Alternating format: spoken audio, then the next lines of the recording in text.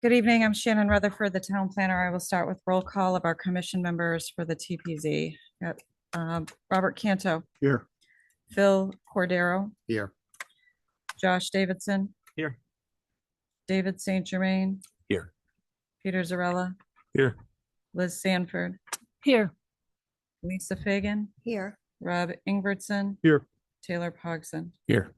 Okay, Madam Chair, we've got a full house. It's all yours. Great, thank you. Let's start the meeting with the Pledge of Allegiance. I remembered this time.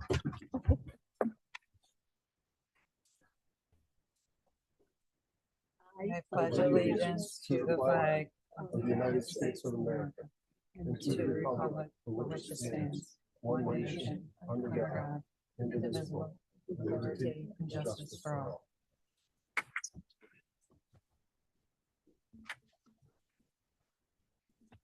Thank you very much. So good evening, everyone. My name is Liz Sanford. I'm Chair of the Planning and Zoning Committee, and I'm very glad you came out tonight. Let me take my glasses off. We do not have any, well, we'll start right with new business. We don't have any public notices to read, so our first item of new business is the Carrier Group. Come on down, sir. All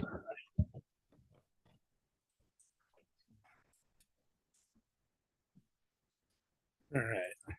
Oh, what did I do? Not me, right? No, that's me. So Okay. you let me know. So I've got both of the subdivision plans and Okay. I've got this overall and I can pull up an aerial as well. Okay. So I can leave this for now and then if you want something else up on the screen, let me know. That's perfect. Thank you. All right. Good evening, ladies and gentlemen of the commission. My name is Johnny Carrier. I'm a owner of Carrier Group, Inc., which is based out of Plainville, Connecticut.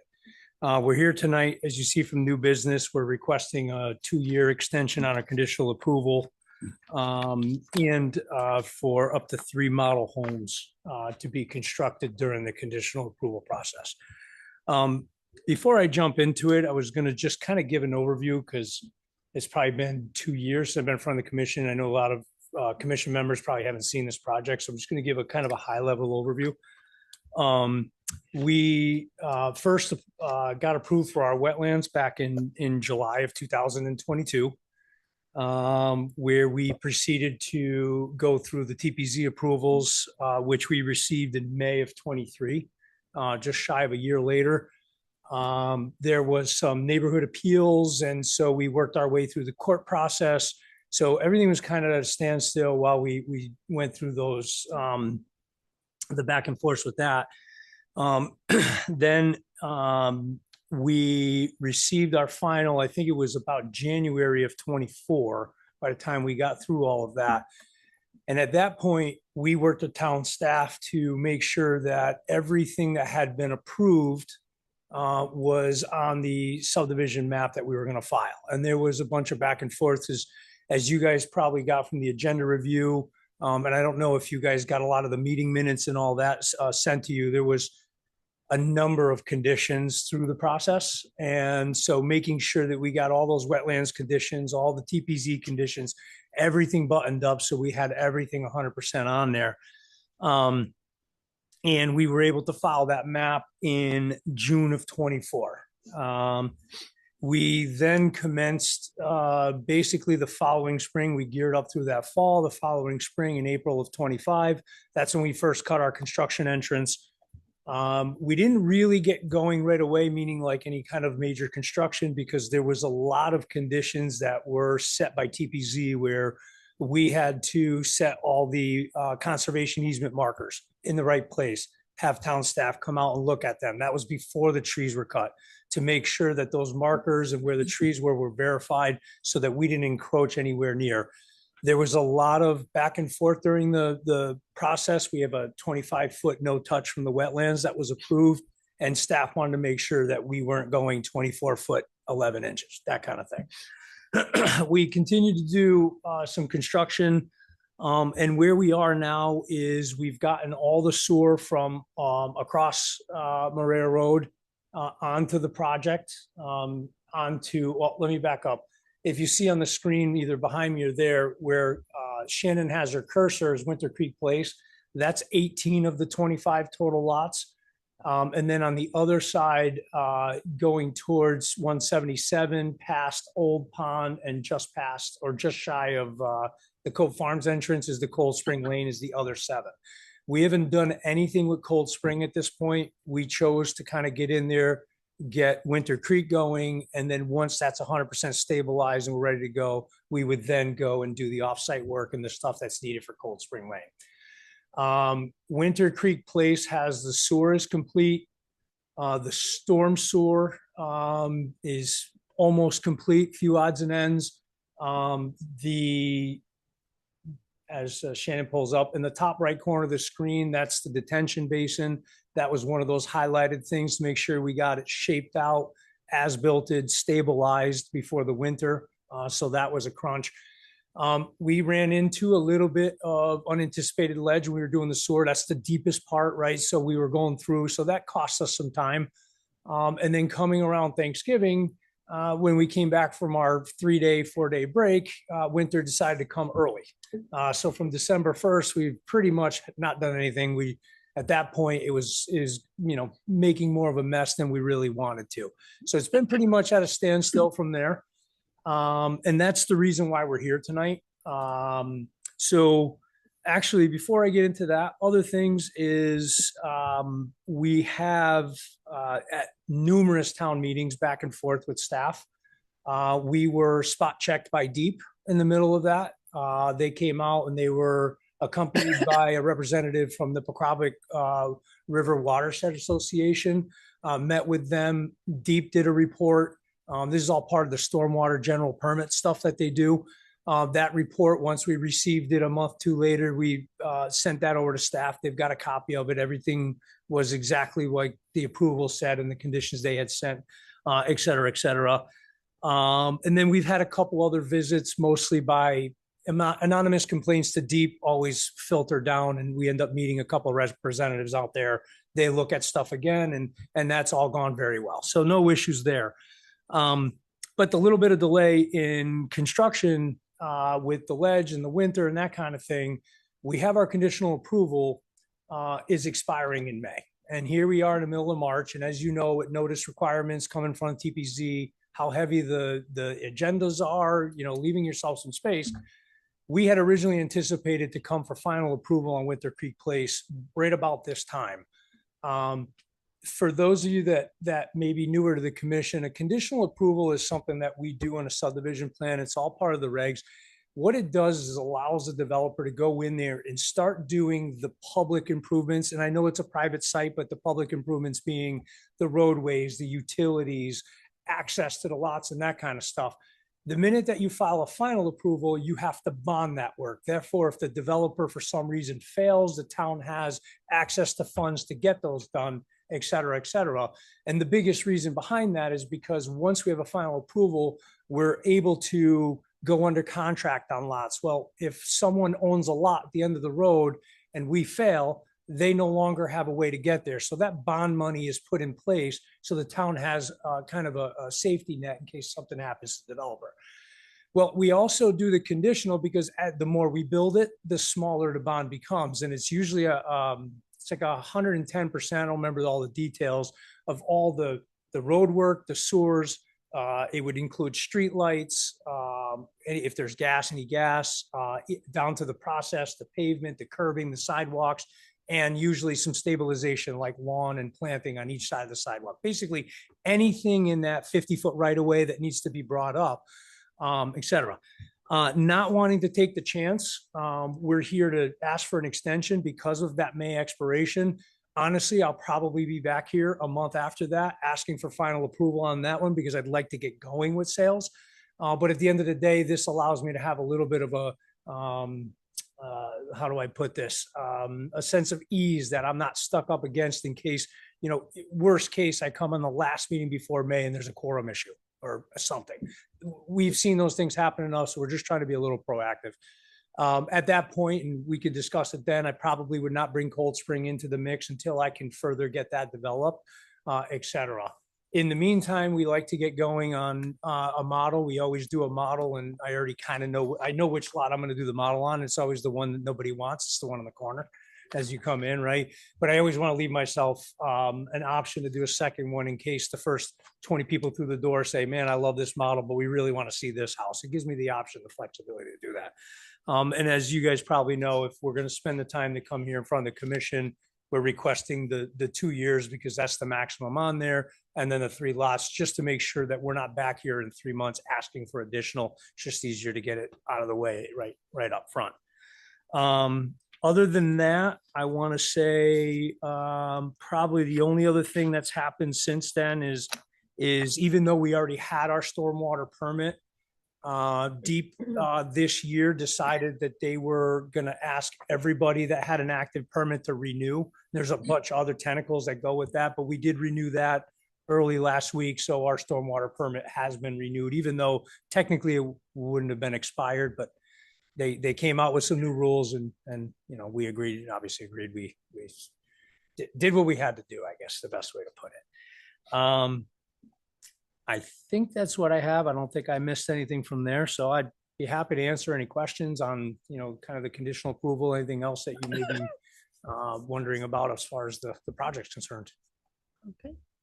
Thank you, sir. We'll start down at Bob. Any questions? Or No, I'm good at this time. Thank you. okay. Phil, any questions for Mr. Carrier? Can you come back to me? Certainly. Swing back. Josh, any questions for Mr. Carrier? Mr. Carrier, hello, good evening.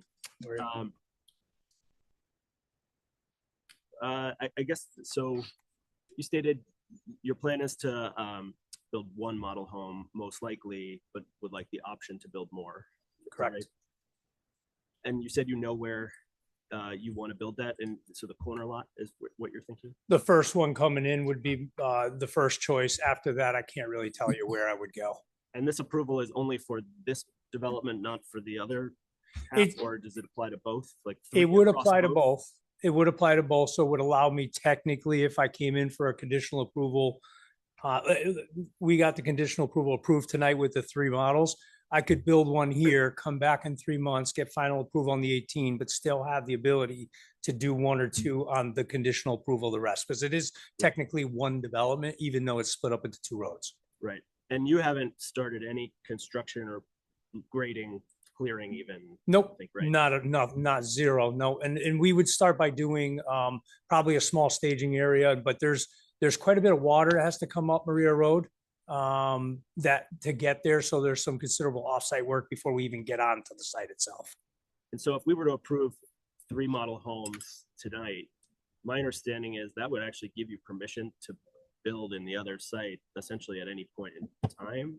Is that, I guess that's a question. Yes. I mean, I wouldn't say yes, because I've had to pull a building permit, and if the zoning review is always first to those building permits and they know I don't even have a place to park a truck, Right. they're not giving me the building permit. So technically by the letter of the law, I should be able, but I will tell you from having a lot of experience in the town, that zoning would not sign off until I had a nice landing area and I knew what we were doing.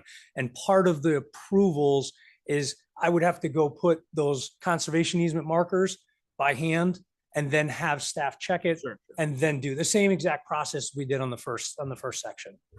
Thank you. So I understand you're saying there are other steps that would have to happen to make that happen, but at least from this commission's standpoint, you would have that permission to do so, if we approve what your request tonight. Okay. Would you be amenable to a condition that the model homes, if any model homes are approved in your application this evening, that they only be in the, sorry, I don't remember the names, the one that you've already started work on? And the reason it would be right is this is our chance to sort of weigh in and say, like, from a fire safety perspective, from a traffic perspective, like that some level of work has to have occurred before you start construction of that. And I understand that there's other checks and balances in place from permitting and whatnot. But is that a condition, I guess, my question, that you'd be amenable to?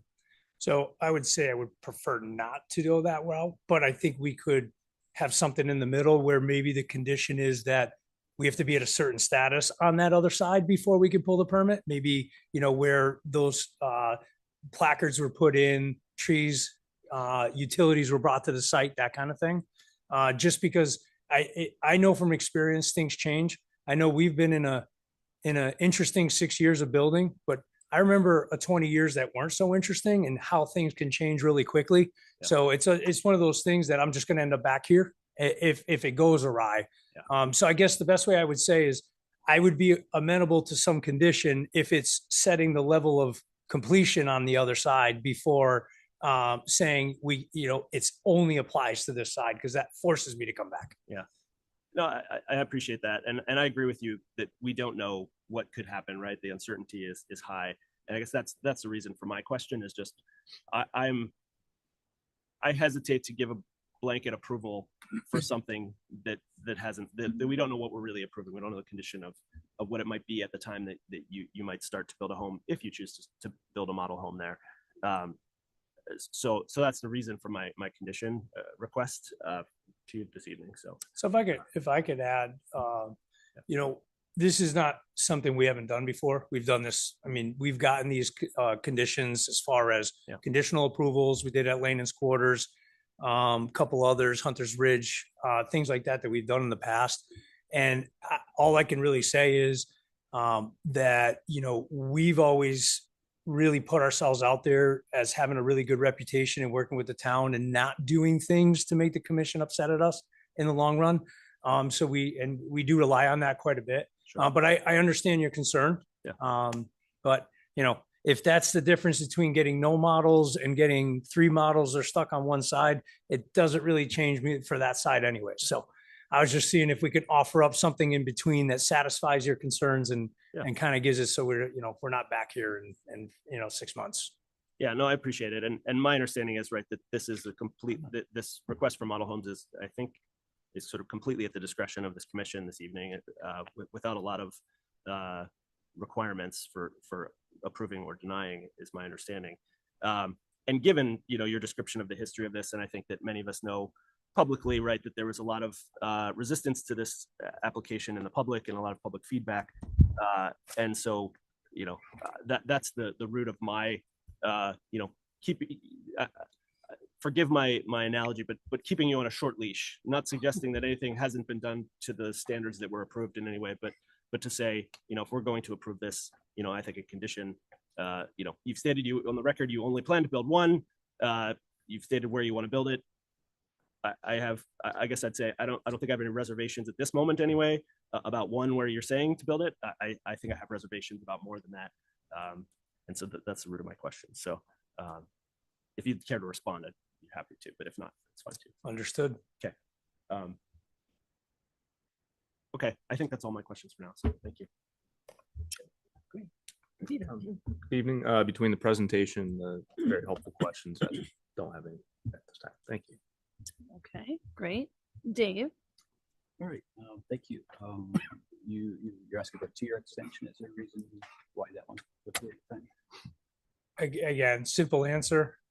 If you're going to go through the motions of, dealing with staff coming from the commission, you ask for what's available, per the regs. Honestly, I don't see myself needing it. I definitely will be back here in the next 2 to 3 months getting final approval, at least on that section. I just don't know how that's going to relate to the next section after that. And so this is because it's the 2 halves, and I want to make sure this is 100% stabilized on the west side. Could I run into a situation if I ask for 1 year that I'm back trying to get a 1-year extension because I'm very close to being there on that end? Because offsite work for, we plan on doing the offsite work for Cold Spring probably after July. We've already had enough experience in testing in here that with the water tables and things like that, and especially if we have a heavy rainy spring, we may not do much until July and it dries out. So those types of considerations. Now my window is July to November, and what can I get done to get to that other side? And then if I miss the winter, I'm back here again. That's the simplest answer, I guess. Thank you. Okay, great. Lisa, any questions? I have no questions. Thank you. Thank you. And Rob? No, I'm all set. Thank you. And Phil? I do have a couple questions. You referenced anonymous complaints to Deep. Do you have any examples of what those complaints were? What was the specifics of it? That we were clearing in areas we weren't supposed to be, Mm-hmm. was the one that we heard. One of them was, water leaving the site and not being controlled. Mhm. Again, they're just, they're anonymous. Mhm. So we don't get much more than a phone call saying that there's been a complaint. We want to come and check out the site. Gotcha. And then the Deep, they're stuck in a difficult position, right? They're getting a complaint. They have to come down and talk to us. They've already seen the project 3 months ago. They know we're doing everything up to, up to par. But at the end of the day, we just kind of have a quick conversation. You see anything that we need that needs addressing or needs to be fixed? I'm assuming they talk to town staff at the same time. I don't know if they have the same details, but that was it. The first one was clearing we weren't supposed to, and then it was basically dirty water leaving the site. Gotcha. I was also curious. I saw one of the conditions of approval was the requirement of orange construction fencing, and I've driven past numerous times on my way to and from Bristol. I haven't seen any orange construction fencing. And that was supposed to be done prior to any clearing, anything like that. So is there a that reason? fencing is all towards the back behind the silt fence. Okay. So it's all so the markers, if you look at the thing, the conservation easement is very well labeled on that top left. Okay. And so we've got silt fencing, and then we have, what did they put? A lot of wood chip type stuff to secure it. And it's behind that. Okay. Yeah. So I know there was a lot of back and forth. So my two brothers who handle the excavation side would off the top of their head have exactly that answer. But I know staff had met with my brothers probably 3 or 4 times. And there was some discussion about turtles getting caught in it and where it should go, that kind of thing, and what fence to use. So there was some small slight changes done to that, but all in the intention of satisfying the conditions. Okay. And as for, oh man, I lost it. I had a question that I wrote down, but well, I'll speak to something else real quick. I do agree with Commissioner Davidson that there should probably be some condition of approval, barring construction starting on the second lot or clearing starting on the second lot. I think it is probably in our best interest to, again, don't want to use that term, but keep it on a short leash, given the way that this has gone. So that's my other comment in regards to that. Oh, I do remember my other question though. There were a couple references to no plastic being used as fencing. Is that still a condition of approval? I believe that was, I didn't know if that only applied to the animal protection fencing or if that also applied to the silt fencing and construction fencing. So, trying my memory. I read through a lot of that stuff today and I don't remember, to be honest. That all the conditional approvals are going to deal with that. It's mostly the buffer between the wetlands and that. Right. There'll be additional silt fence required when we start to develop lot by lot. But right now, everything that's on the site plans has been constructed and as far as that buffer and been inspected by the town. Okay. So all I can say is I don't remember all the nuances. If you saw all the agenda reviews and everything that went with it, we had, I don't know, 4 or 5 pages of comments with engineering. We had another 1.5 pages of wetlands, and it all got incorporated. And the worst part about it is after the approvals, court, everything, it's like everything that's top of mind, isn't it? But all I can tell you is that I have the 2 brothers that do the excavation, and we have been basically following everything on the plan, unless the staff says, hey, you could tweak this way and it meets the intent. Okay. Understood. Thank you. I will say, like, this was a tough approval, right? I'm going to basically come out and say it. This is probably the worst approval I had ever been in. Down to, kids talking to my kids on the school bus on the way there, talking about how bad I am. All I can tell you is that, when we went through, we had one dissenter on wetlands, and we had a unanimous approval on TPZ. And a lot of that has to do with the work that we put forth, the team we put forth, and the reputation we have to follow through with those things. And I know there's a lot of details on the plans. We're finishing up Yorkshire. There was a lot of details on those plans. Staff is out, 2, 3, 4 times a year. Sometimes they announce it, sometimes they don't. But at the end of the day, we've always had an awesome working relationship with the town, and they're very thorough. Like they catch things that, and we don't pretend to be perfect, but we try to do everything 100%. They catch things and we work through them. So, I understand the sentiment of making sure it's on a short leash. All I can tell you is just from a business standpoint, would never go and clear 4 trees to start putting in a foundation. Timing for that doesn't even work. Meaning, like, it would take me so long to get the road going and the house would be complete because I'm 18 weeks from the time I dig a foundation to the time the house is finished. So I don't do anything in 18 weeks when it comes to road work, offsite, that kind of stuff. But I completely understand if the commission feels that way. So I'm here asking. That's all I can do. Okay, what's that? I'm all set. Bill, I'm coming back. Thank you. I just had 2 process questions, just to understand the ramification of the decision this evening on this. What needs to be completed in less than 2 years? We're giving you an extension. What needs to get done before then for you to be successful? So I have to come back and request a final approval within that 2 years. And then any work that is not completed in that right of way needs to be fully bonded with the town of Farmington with numbers that they agree to. And there's a contingency in there as well. So right now, if we came for final approval tonight, I would have to find $1.5 million in cash, a surety bond, or a letter of credit.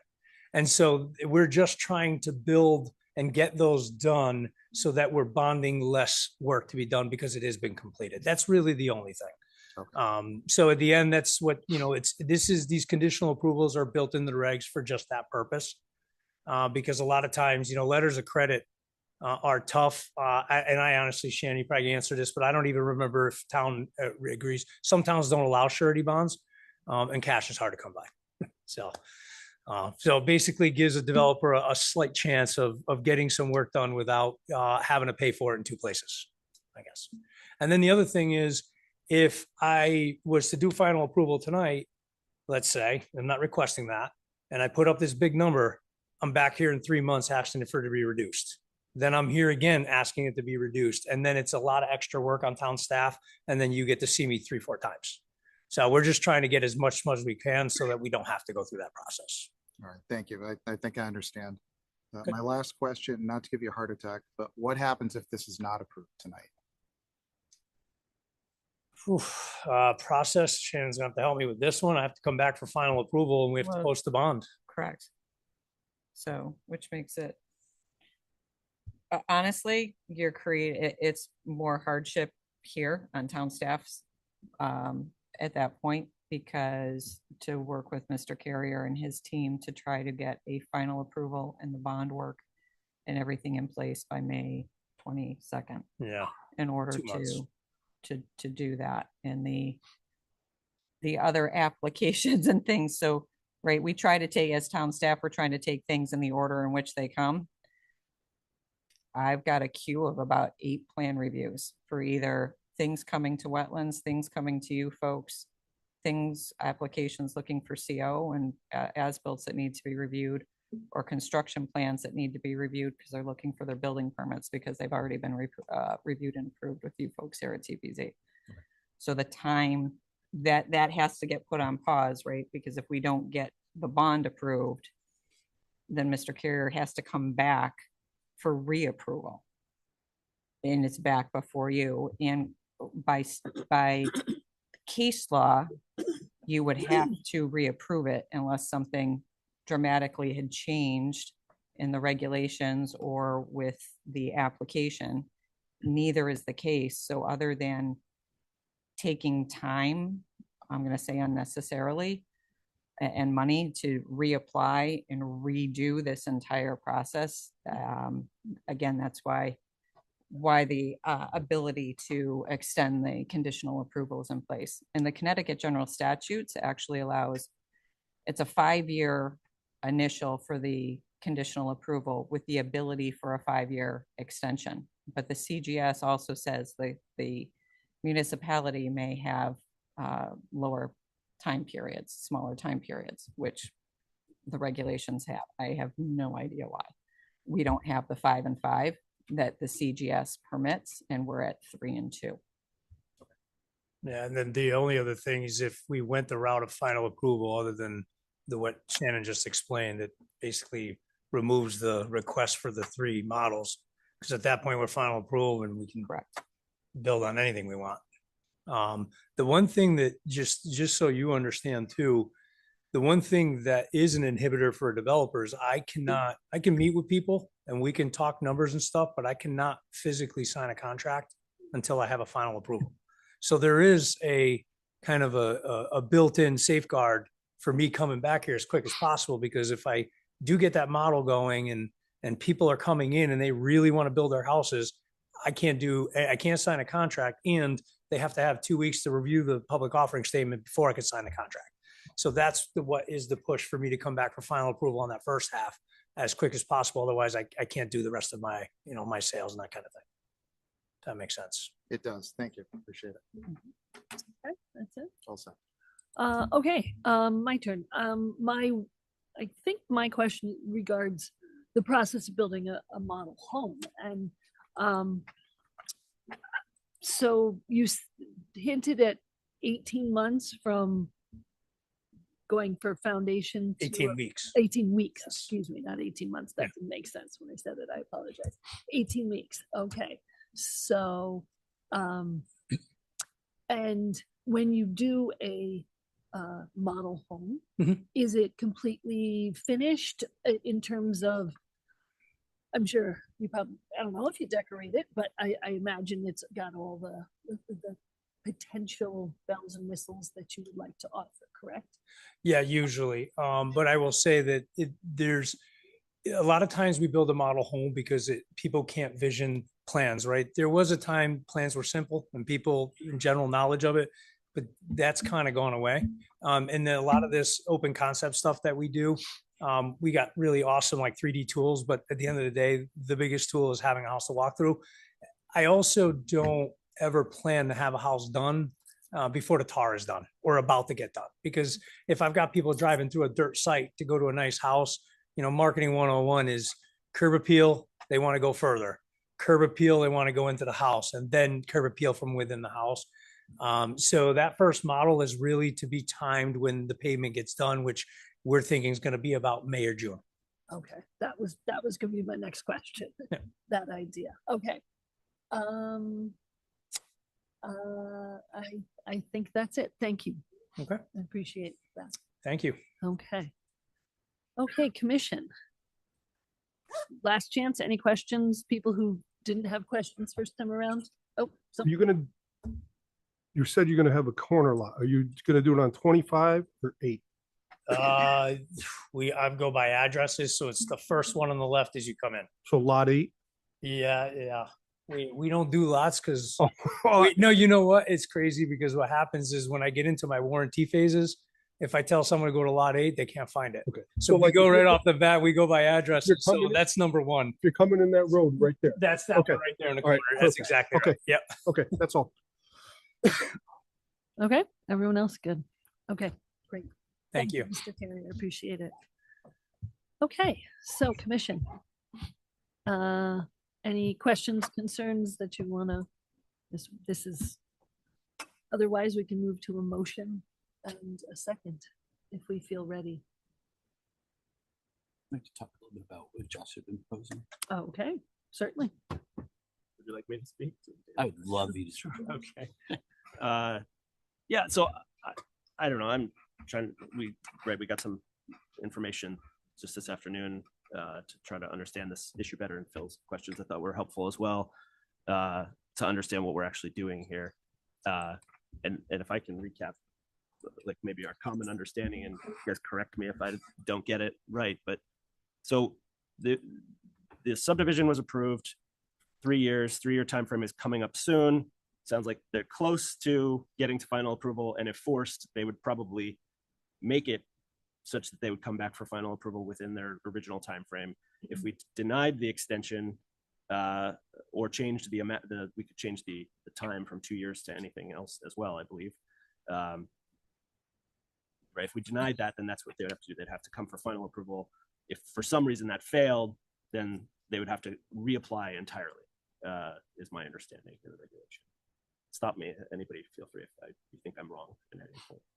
So that's sort of the scope of this. And then in terms of the model home request, my understanding of the regs is a very short sentence, I think, in the regs that say that we may allow model homes, but there's basically no criteria that I saw. So we could just say yes or no. I think it's completely discretionary, was my understanding. And then and it says up to 3, but it's 3. It's just up to 3. That could be a subdivision of 2 homes or a subdivision of 500 lots, right? Not that that happens much in Farmington, but that's what the regulation says. And if the intent is 1, my thought is 1. So one of the concerns of approving this is that you're allowing them to start building before the infrastructure is complete, before, and there's risk that if for some reason, who knows what markets do, what interest rates do, what real estate market does, if somehow this all failed and we were left with a house with no finished street or sewer or something, it sounds like that's not actually, it sounds like they're pretty far along. So, and given that it's also the one closest to the street, to the main street, it doesn't seem like there's a lot of risk there. But I guess my thought is that seems like a reasonable request in my estimation, but to allow sort of 3 where we don't know where they would be. They could potentially be in other places in this neighborhood, could be at the end of the cul-de-sac, could be in the other development. That was the root of my limited to what was sort of the plan of record, I guess. And if they need to come back, then I'm fine having them come back. I realize they may not want to do that, but so that's my thought. Can I clarify? So I just want to make sure I have it. Yeah. So you are saying maybe instead of the 2 years, 3 houses, you were thinking 1 house and how many years? I don't think I Oh, you put forth a weren't worried about position on the those. 2 years. I was just, Okay. I got, I my just wanted to question make- was more about the model homes, but Phil made me think about, well, the Okay. extension more as well of like, what happens if we didn't approve it at all? Mhm. And that we have, I think, the ability to approve it for a length of time up to 2 years. We don't have to do it for 2 years. Okay. Is my So then- understanding. So okay. I don't think I had So a maybe- proposal for that. I don't know Okay. if Phil or anyone has any thoughts. Any other questions, comments? Just regarding the extension and conditional approval, I'm just looking at the regs now, we can only grant 1 extension. So if you only give them a year, and if for some unforeseen reason they come back, can't do another one. They'd have to reapply, right? As a fresh permit. Okay. Right, and like Shannon said, it's already been approved, so you have to prove extenuating circumstances why you wouldn't approve it. So it's just basically paperwork for no Yeah, reason. yeah, I don't think there's any particular advantage to just giving them a year. I mean, I think it's very reasonable, the 2-year extension. Okay. I'm sensing consensus on the 2-year time period. Okay. That sounds good. Now, go back to, you were concerned about number of houses or number of models. The approach would be to limit the number of houses or I could make a motion or someone else. or the other option would be to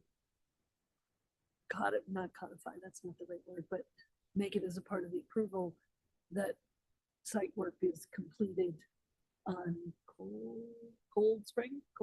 I think he said that, I think he said it has to be done before he puts the model in anyway. Correct. It does. So, But, And that's the purpose of a bond. Right. I mean, Mhm. Well, my understanding is, I guess so help me understand, guys. So my understanding is, so if he comes, what this allows is for them to build a model home before final approval. And so that's why he has to ask the question. If it's after final approval, then a model home is no different than a home. It's just a home. And so the reason the model home is allowed to build before, to start building in the spring before he has to come for final approval. At which point final approval means, my understanding is all utilities and the first section, or first level, I guess, grade, using the wrong word, sorry.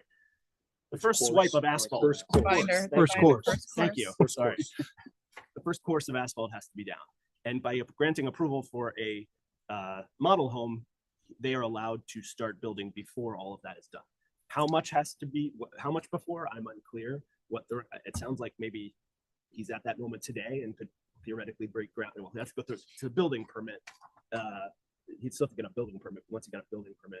And I don't know what the requirements are for building permit. May I clarify I was one just point gonna- on I that? was Just to refer to our expert in the room. when, Hey, no. you're more expert than we are. Just with respect to the final approval, so Mr. Carrier could post the full bond now for all of those infrastructure elements and secure final approval now, even on Cold Spring, if he chose to. Right. I think what that was conveyed or tried to convey was that for Winter Creek, he's very close to finishing and getting the binder course on, and from an economic standpoint and a paperwork standpoint for him and for staff, it makes more sense to just extend the conditional approval. So the bond is really more surface stuff, your final course of pavement, your sidewalk, some fencing, some landscaping, light posts, some of those nicety things that are really going to come towards the end. But there is a mechanism to bond absolutely everything, secure final approval. And then, yes, at any point along there, technically, he could start securing building permits for homes with contracts. And we've got the bond. And if for whatever reason, Mr. Carrier walks away or whatever, then the bond is there. So that the town then had the ability to get those infrastructure elements in for the homeowners that had purchased homes at whatever point. So, but yes, so I don't know if that, hopefully I that still have helps. one point of confusion then, Shannon. Okay, Is there a bond in place now? so there is a bond in place now, but that bond And that is prevents a house being basically, abandoned it's, essentially with no, the it's road? basically for, there is a cash bond that comes in at the very beginning, and it is for our purpose for the town, so that if there's snow removal issues, there's there's an erosion control issue that Mr. Carrier can't or won't address, that we have the ability to go in and address that. Or if Mr. Carrier were to walk away from the site now, right, we have an ability to stabilize that site using that bond money that's in place right now. But that is not sufficient for infrastructure work and roadway work. And there's also no need for that at this particular point because there are no homeowners involved. So that's why, So the bond in amount, order to, if I can just restate to clarify my understanding. So in order for Mr. Carrier to be able to build a home or a model home, either way, he would either need our approval to do so without a very large bond, a much larger bond, $1 million, maybe either $1.5 million versus 50,000 or something now, if that's in the ballpark. So he has those choices. So we either approve that. If we approve a model home, then they can build that without a very large bond. If we deny that, he has an option to, well, he essentially will need to get final, well, no, so he wouldn't have to get final approval. so we're gonna set aside the conversation on conditional and final. So the model home can be done, got done now, right? And he cannot enter into a contract. It can't be sold. It does go through building permit. So town staff will look at it to make sure that it's zoning compliant and it's meeting all the setbacks. It's engineering compliant and all the roof leaders and foundation drains and grading and all that stuff is all being done according to the plan and all the things we talked about. And the building official will review it to make sure that the home plans are up to the correct building code. So the model home goes through the entire building permit process. The difference is Mr. Carrier can't market it and can't enter into a contract on it. Right? So there's no homeowner at risk. So the town doesn't need to hold an additional bond. There's no homeowner at risk. If Mr. Carrier walks away, we have a half completed home. It's a nuisance. It's annoying, but there's no homeowner at risk. So then if the model home is not approved, the only option Mr. Carrier has then is to wait until he gets final approval, which will be, he could choose to do it now, or if you grant the conditional approval later, and that whatever that bond amount is, right? So the bond amount is directly related to the amount of off-site work that is left to do. And I say off-site, that's the roadway work, the shared infrastructure work to get into the subdivision, not the individual lot work, but the shared infrastructure work. That bond amount is going to change between today and say June 1st or July 1st, because inherently there's the ability to do the work that he did not have to have that ability through the winter. So, and that once that's done, then he can secure any building permit he wants for any lot and enter into any contract that he chooses to.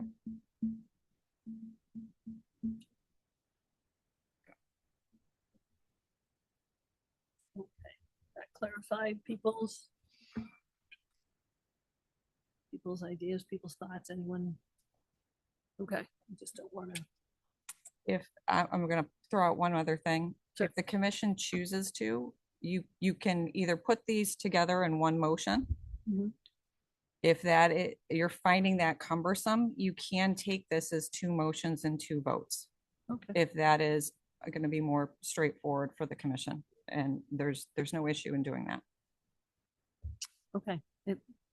My impression might be that I think there are some sticking points, so we could do two motions. So, Are you gonna be voting on one model home or three or two? Whoever makes the motion, I mean, Right, no, no, what it's- you would like to see three? Is that? I mean, Is that? if I you- if you wanna understand the just logic discuss I it. understand the Let's put it logic because I'm assuming that each one of these houses is not gonna be the exact same design. Exactly. So say somebody comes in to I call it lot 8 because it's there. They look at that one, but they don't like that one. My personal opinion is, I think they should have another option to see another physical building to see. If he's offering 3 different designs, I believe that we should okay the 3 designs that he wants to sell, just so people can Have a hands-on. have, I don't want to limit his ability to succeed. right. I mean, because if we just give him one design and he's offering 3, there's 2 other ones that those people might be interested in, but they can't physically see. I mean, seeing it on plans and that is, walking through it, that's totally different. Agreed. Yeah, my concern is not to try to in any way limit business viability. The permission we're granting to be able to build model homes is to be able to start construction before all of the mandated requirements are complete, which has, bonding implications as well. And so there is risk there. And given the significant feedback from the public and ongoing, sounds like, complaints and monitoring that is happening, to me, if Mr. Carrier is asking for, is asking for 3, but stating that he wants 1, we're in no way preventing them from building homes for people to see before they purchase. All we are preventing, if we were to only approve one, would be his ability to build those before he gets final approval, meaning before he gets the That's not asphalt. true. That's not true. Okay. He can't enter into contract with anybody. Right. But he can build them. And he can build show but he them. can't enter into contract with anybody. Okay, but that's fine. know That's what I fair. mean? That's So, helpful, right. but it's a different explanation than Commissioner Ingwertson was giving, in that like people won't be able to see the model that they want to buy. And we're limiting them in that way. It's a different limitation. I hear. Right. Thank you. Can I add something? I think if you were to go through with the 3 model home idea, a condition of approval should be getting the infrastructure in there, as Commissioner Davidson has said. Like he said, Mr. Carrier had said that he wanted to showcase some of the stuff up front, but also that one of the most difficult ones would be to sell in the back where no one wants to be. Or it was the other way around. My bad. Nobody wants the corner lot. I misheard that. I am sorry. Thank you for the correction. Thank you for the Everyone wants the correction. nice People view with the want to be in a People wa- cul-de-sac. I understand. I live at a cul-de-sac. That's how I like it too. Sorry for the confusion on that. But I think if you are trying to upsell houses and give people an idea of where they want to be, obviously you're not going to put a house at a cul-de-sac if the foundation for the road hasn't been laid out, if anything else hasn't been put out. So I think if you do 3, not only one, should it be limited to the, what is it? Winter Creek? Winter Creek. Winter This Creek. is I the think one. it should be limited to the first one, but it should also be conditional that it be separate enough lots where the infrastructure is necessary to be put down. If that makes sense. Does that I didn't understand. No, Can I you didn't repeat the understand that last- either. the last sentence? I didn't- yeah. have one house at the front, one house at the back, so all your infrastructure has to be laid out beforehand. If I may on that, so Please. Yeah. when the sewer line goes in, the Mhm. entire sewer line's going in. Okay. Because of Sewer the, line Yeah. the machinery and the piping and everything. So I want to say the entire sewer line is in Winter Creek, or 95% of it. Okay. The storm drainage, I'm gonna say 95% of the storm drainage is in roughly. I think water is yet to come. I know they've been working with electric. Electric had a new pole that had to go in and drop lines down, so those things come in and all the conduits run, like everything's going in at once. The sewer goes in at first, it's the deepest, it's gravity, storm drain is next, because that's gravity as well. And then your water, gas, electric, I don't think there's gas here, are next because there's no gravity, so, right? So there's a little more flexibility. But when those conduits go in, those conduits are all going in at the same time from end to end, so that they can then box out the roadway and get the process in and pave it and at one go. So they're not doing and just bringing the utilities in to say the left cul-de-sac and not coming around to the right. The whole thing's going in because of the machinery, the time, the equipment and all the material that's involved in doing that. Essentially, it's an economy of scale. You Uh, don't 100%. wanna, you don't Mhm. piecemeal that stuff. Mhm. You don't bring in the big equipment and go up 10 more yards, Right. down to the next driveway or anything. So, Well, and realistically speaking, as Johnny was saying, I don't know of any project that doesn't put the road in first, because you don't want people trucking mud through a brand new house and ruining the brand new hardwood floors you put in. So you're gonna have at least a base coat and stabilization and ready to go. I think maybe the intent is to get it going so that you can showcase 2 or 3 different houses. These are the plans we have to offer. Look through them, let us know, so that we can start taking reservations for the houses and start selling them, and not tie up $1 million where now you can't afford to build the houses because it's tied up in a bond. So, Madam Chair, Mhm. can I ask a procedural question? So am I allowed to pull the commissioners? Is that like about a question or ask a question? Well, I guess maybe it's not a poll. We can certainly ask each other questions. So or my suggestion, does anyone else, is anyone else leaning towards or thinking they would also like to restrict it to something less than 3? Because if the answer is no, then I have a different suggestion. I think my feeling is that, you know, this was done in 2023, right? It was a done deal. This is what was going to happen. So there's nothing in the change that is going to impact our town in a negative way, or environment or anything like that. It's more of order. It's more of expedience for our town planner and also for the builder. And, you know, we want to help everybody out. We want everybody to be successful here. The houses will get built, whether they get built a little bit earlier or later, whether or not he's able to sell them and show them or not. He's just asking for an extension. Of course, when I first heard Maria Road, it's like, oh man, you know, we all shake a little bit when we hear that. It was just in the news too much. And now, you know, there were a lot of big meetings about that. But at this point, after hearing all this and discussion, I'm feeling like I have no problem with this. It's not hurting us. It's not, it's only helping some people. Yeah. So anyone else? No. So then No, I'm agreeing the with only Dave. question I would ask then is, would anyone be amenable to limiting it just to the 3 models to this development versus the other one that hasn't been started? I guess what problem are we trying to solve with that limitation? 'Cause I'm not understanding what that is. So I guess my understanding of why they are required to come for permission is that we are essentially allowing them to start construction before final approval. And with that comes risk of default, risk of not finishing, risk of something like that. Is the risk huge to the town-wide? No, but that's not what this regulation is about.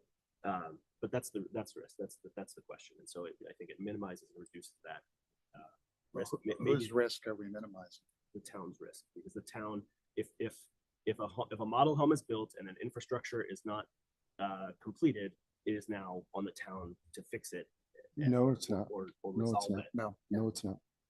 Well, No, it's not. Because there's No. no home, there's no owner. This is the There's no point homeowner. There's Shannon no was owner. making.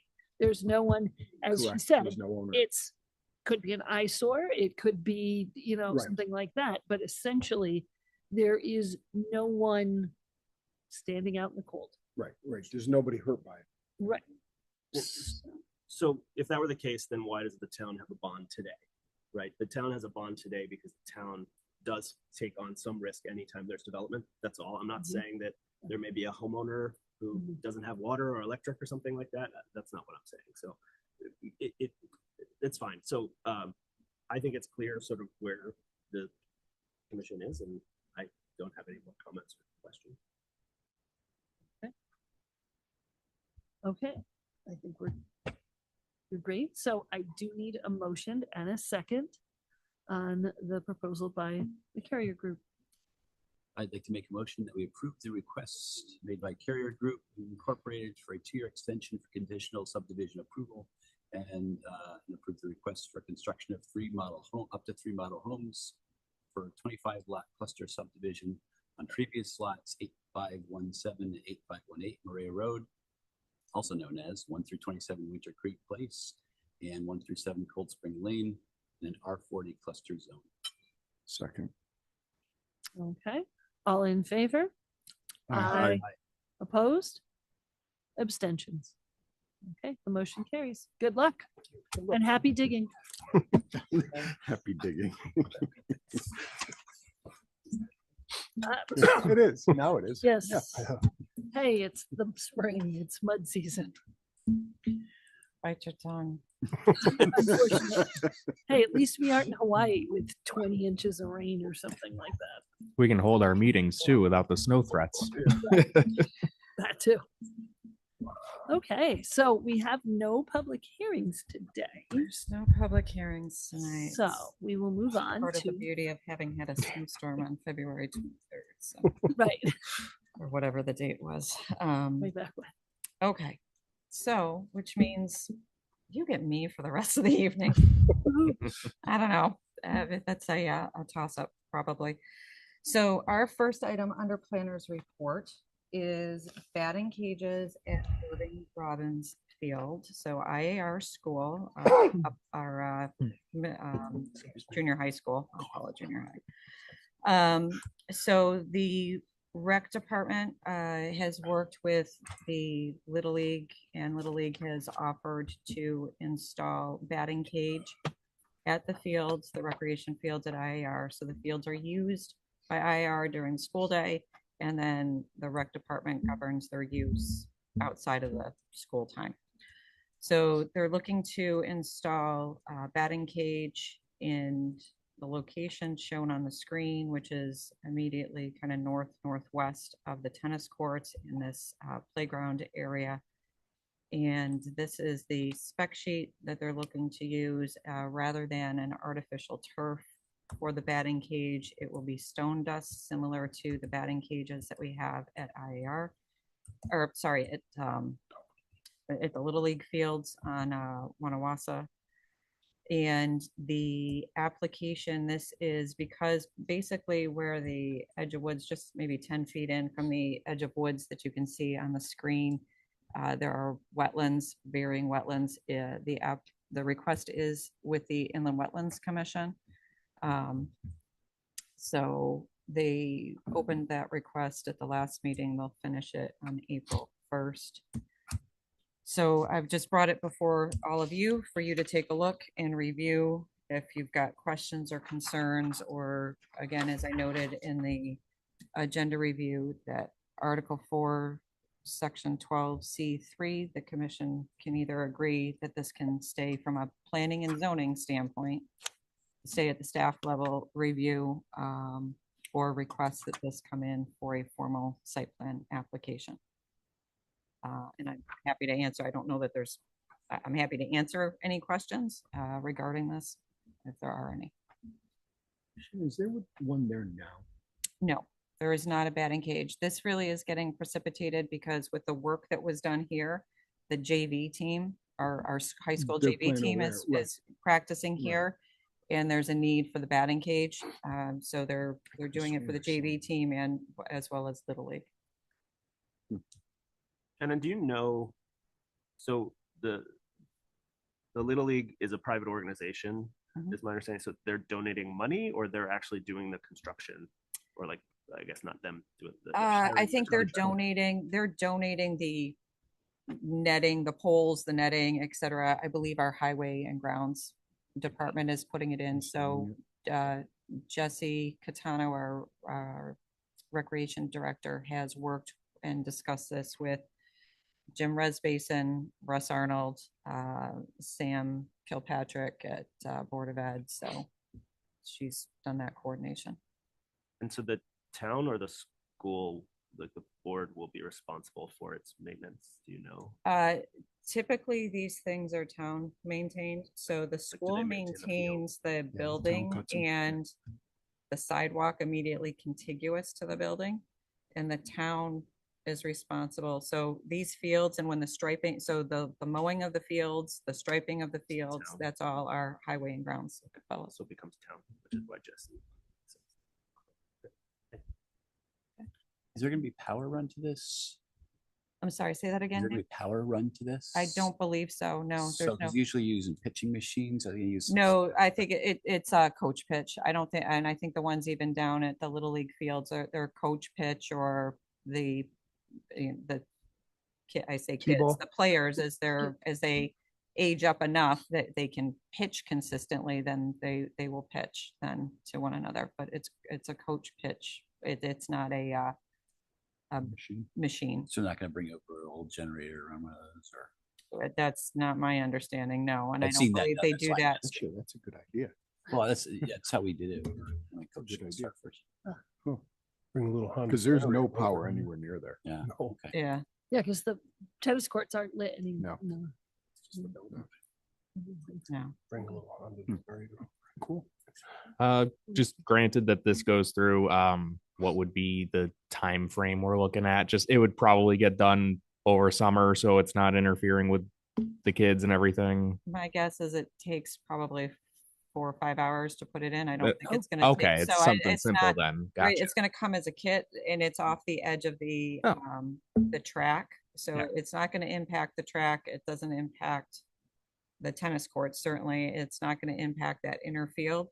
So they may stage it. There's probably foundations that get dug for the posts to hold the netting. And then the posts will go in, the netting will go up.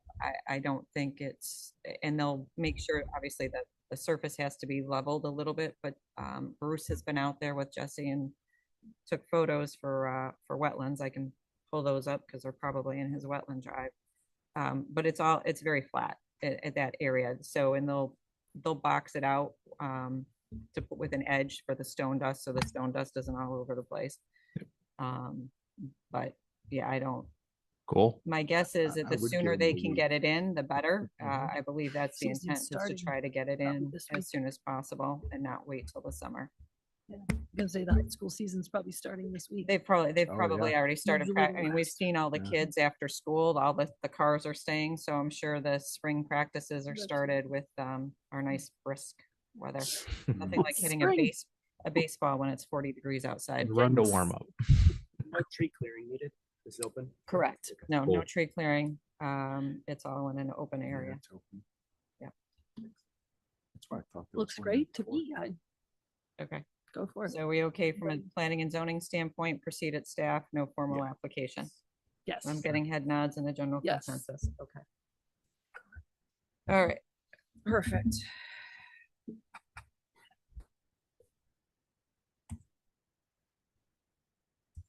All right, next one up is gonna take a little more time to walk y'all through. Let me open up some other.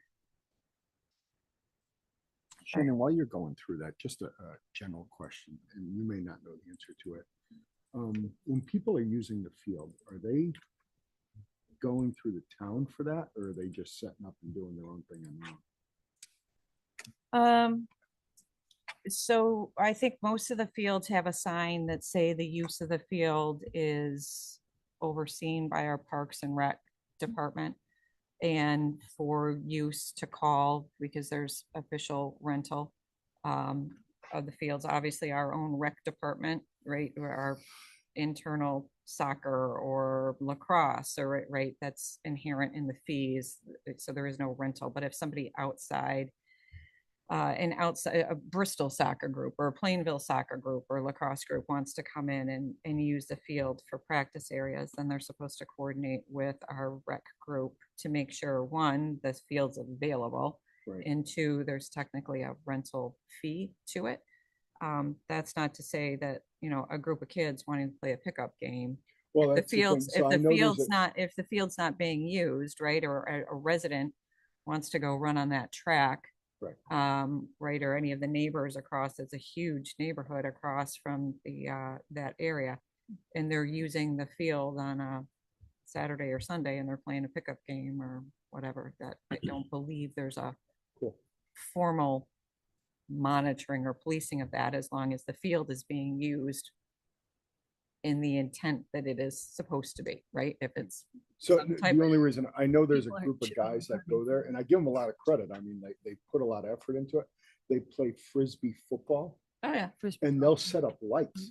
They'll be out there till 8:30, 9 o'clock at night. They're setting up lights, and I'm like, that's pretty Yeah. cool. Frisbee. Give them credit. I mean, yeah, and at that end, if rec knows about it and it's all been cleared, great. And it's one of those that if we're not receiving a complaint about it and More everybody's power to them. just, again, using the fields for their intended purpose, then, Okay. and it's cool. not creating a conflict with a rec or school program, then I don't think there's much issue with that. Cool.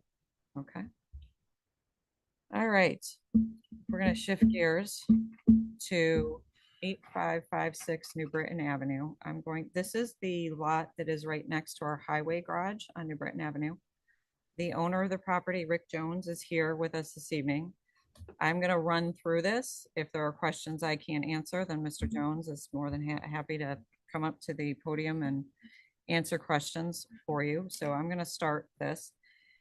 The first attachment, and these attachments are all the same that were on the website. So this is the original presentation for the approval for last summer-ish. It was approved June 9th on 2025.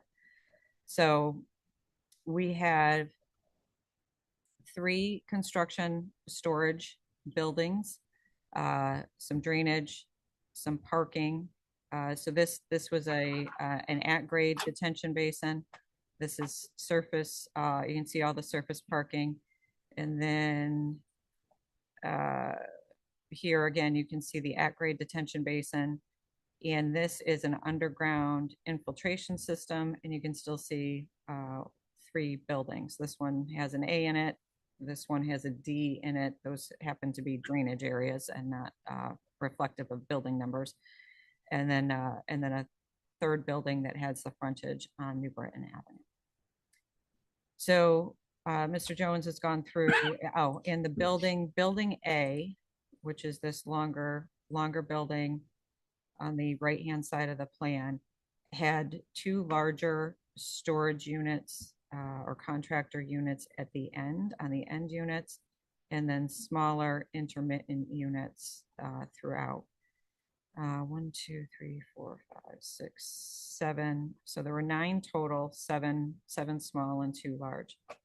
And then this is what the building looked like. So this was the face interior to the parking. So there was 2 overhead doors with a gable end facing the property. This had the gable end facing the property, but the doors were on this side, the left side of the building or the hillside. So we have doors here facing the building, the gable end doors, gable end, no doors. And then on this end of the building, gable end and doors facing the hillside, and gable end and no doors facing into the parking area. So anyone using this would come around and in. So that's how it was originally reviewed and approved. What Mr. Jones would like to do is reduce this building by 1 bay, 1 internal bay.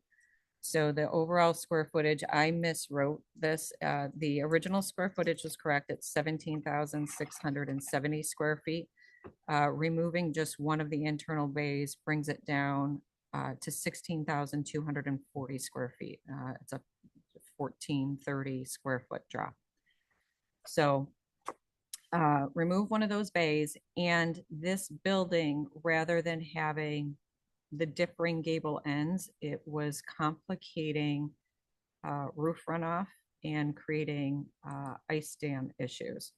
So rather than the differing pitches to the roof will have 1 pitch or 1 peak running all the way through, kind of in a north to south.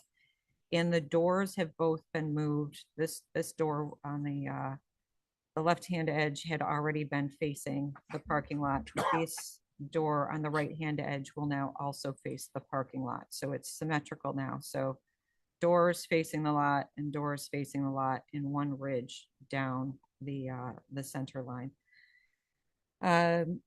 The parking to the right, this is building B. The parking to the right of building B has been reduced when you take a look at that as compared to the original plan here. So this parking area we're talking here is, so this is what the original approval is, and this is the revised. And the detention basin, with that change, the surface area of the detention basin gets bigger, and the bottom elevation is coming up 1 foot. So again, this is at 209 is the bottom contour elevation. And you can see clearly the size is larger where that had been the original detention basin. And I believe this was at 208 was the original pond bottom. And so this has popped up. And the storm system here, that has been modified and just rotated so that it's going to run parallel to building B. And there's some, just from an construction and getting it in the ground, mechanisms driving that change. So we've got the detention basin changed and the pond raised up The Building B parking area has been reduced from 6 spaces to 2 spaces. Building A is reduced from 9 tenants areas to 8 tenant areas, and the gable changed. The parking remains compliant even with the reduction to the left of Building B. There were 70 spaces required. There's 84 surface spaces that'll be provided. That's with this change. And then, like I said, the architecture for Building A has changed. So that's what it'll look like. And then Mr. Jones had also provided to me some loose construction schedules of what he's looking to do. I know the sewer is in off of the road, so that work had been done. There's additional sewer work to be done to extend it over to Building A. Some of the drainage work has been done, and obviously some of the, there is some earthwork that has been done, but getting the earthwork in to get foundations in and then get the infiltration systems in would be next. And then this was simply a summary, more specific to the building about the change in the pitch and the movement of the doors that I just discussed, as well as the discussion about some ice dams and on ice jacks that would be required. So in staff's opinion, of all the things that we look at day in and day out, these are fairly minor changes. But again, bringing it to the commission, this has been reviewed with wetlands because there's a water course here that runs the entire left side of the property that separates this subject property from our highway department. So this work with respect to the infiltration basin, or detention basin, and the change with the parking was all within the upland review area for wetlands. Mr. Sear reviewed this with the Wetlands Commission at the last meeting or the meeting before that, and there was no issues from the Wetlands Commission. They found it de minimis and no need to come back to them for a formal permit. So I'm making the same request of this commission. Again, it would fall under Article 4, Section 12C3. And if you have any questions for me or Mr. Jones, we're happy to answer them. I just have a quick question. The detention basin, so losing a foot, but we're spreading it out. So we're still, is it going to handle the same amount of water or even more? Correct. So it will handle, it is still going to attenuate the 100-year storm Okay. as required. Correct. So the water volume, the flow, volume, and water quality metrics will all still be met with this. And we're reviewing final reviews of those, and those that can be modified with pipe sizes and orifice sizes and putting a berm up. So Mr. Sear will be reviewing those to ensure that that's the case. Dave Whitney, who's the civil engineer for Mr. Jones, had reviewed that with us and has walked us through and assured us that that is the case. Bruce will be reviewing all of the documentation, and if there's a modification or alter, again, sometimes changing an outlet pipe from an 8-inch to a 6-inch to adjust those is all that's required. So we would, again, on our end, consider that a minimum change, understanding that those thresholds and metrics need to be met. That was my one question. You kind of touched on my one question too. Just this is for my own personal knowledge, but I'm curious, is there a benefit to doing that? It's just cool to me that you can spread it out that way and make those modifications. A benefit to modifying the Just detention system? it does it handle think it some of better it- or I think some of it had to do with it just the topography of the site and groundwater and elevations of some of the foundation drains. So it ended up being a better design for what Mr. Jones needed. cool. Yes. But yes, you can, at the end of the day, it's volume. Yep. Right? So it's a volume and it's a bathtub. Yep. So we can have a really long bathtub that's 2 feet deep, or we can have a shorter bathtub that's 4 feet deep is really kind of what it amounts to. But Right. yes. Just what's the logic for reducing it. That just piqued me. Yeah, if you're gonna answer, you're gonna come, because we need you recorded. And I've Just always seen them come in and want get your- bigger, but never your, want reduced. Your name and address for the Good record. evening. My name is Rick Jones. I'm owner of Jones Construction. So are you referred to reducing the size of the building? Yeah, Well, a couple things. Coming in, we had a steeper grade off that entrance there. So by reducing it, we lessened the grade going in, and it seemed like it just fit a lot better on the lot, being the size it was. But yeah, I get what you're saying. Usually it'd be the other way of asking for more, but right. Okay, no problem. That's cool. I'm new to here. What are you going to be doing? so we're gonna be renting out to like contractors, Oh, okay, all right. electricians, Okay. HVAC guys. Cool. I'll just say eliminating the extra gable ends at the entrances was smart. As someone who's dealt with ice dams all winter and a few ruined ceilings, that was a Yeah. good move. Everybody that looked at that plan was like, you got to get rid of these things here. Yeah. Yep. Who thought of that? Cool. Sounds good. Any other questions? Any concern with this? Straightforward. Excuse me? I said it seems straightforward. Oh, Yeah. Right. Any concern proceeding at staff level? Not at all. No. No, head shakes all around. Great. Thank you very much. Have a good night. Thanks for coming in. Thank you, Rick.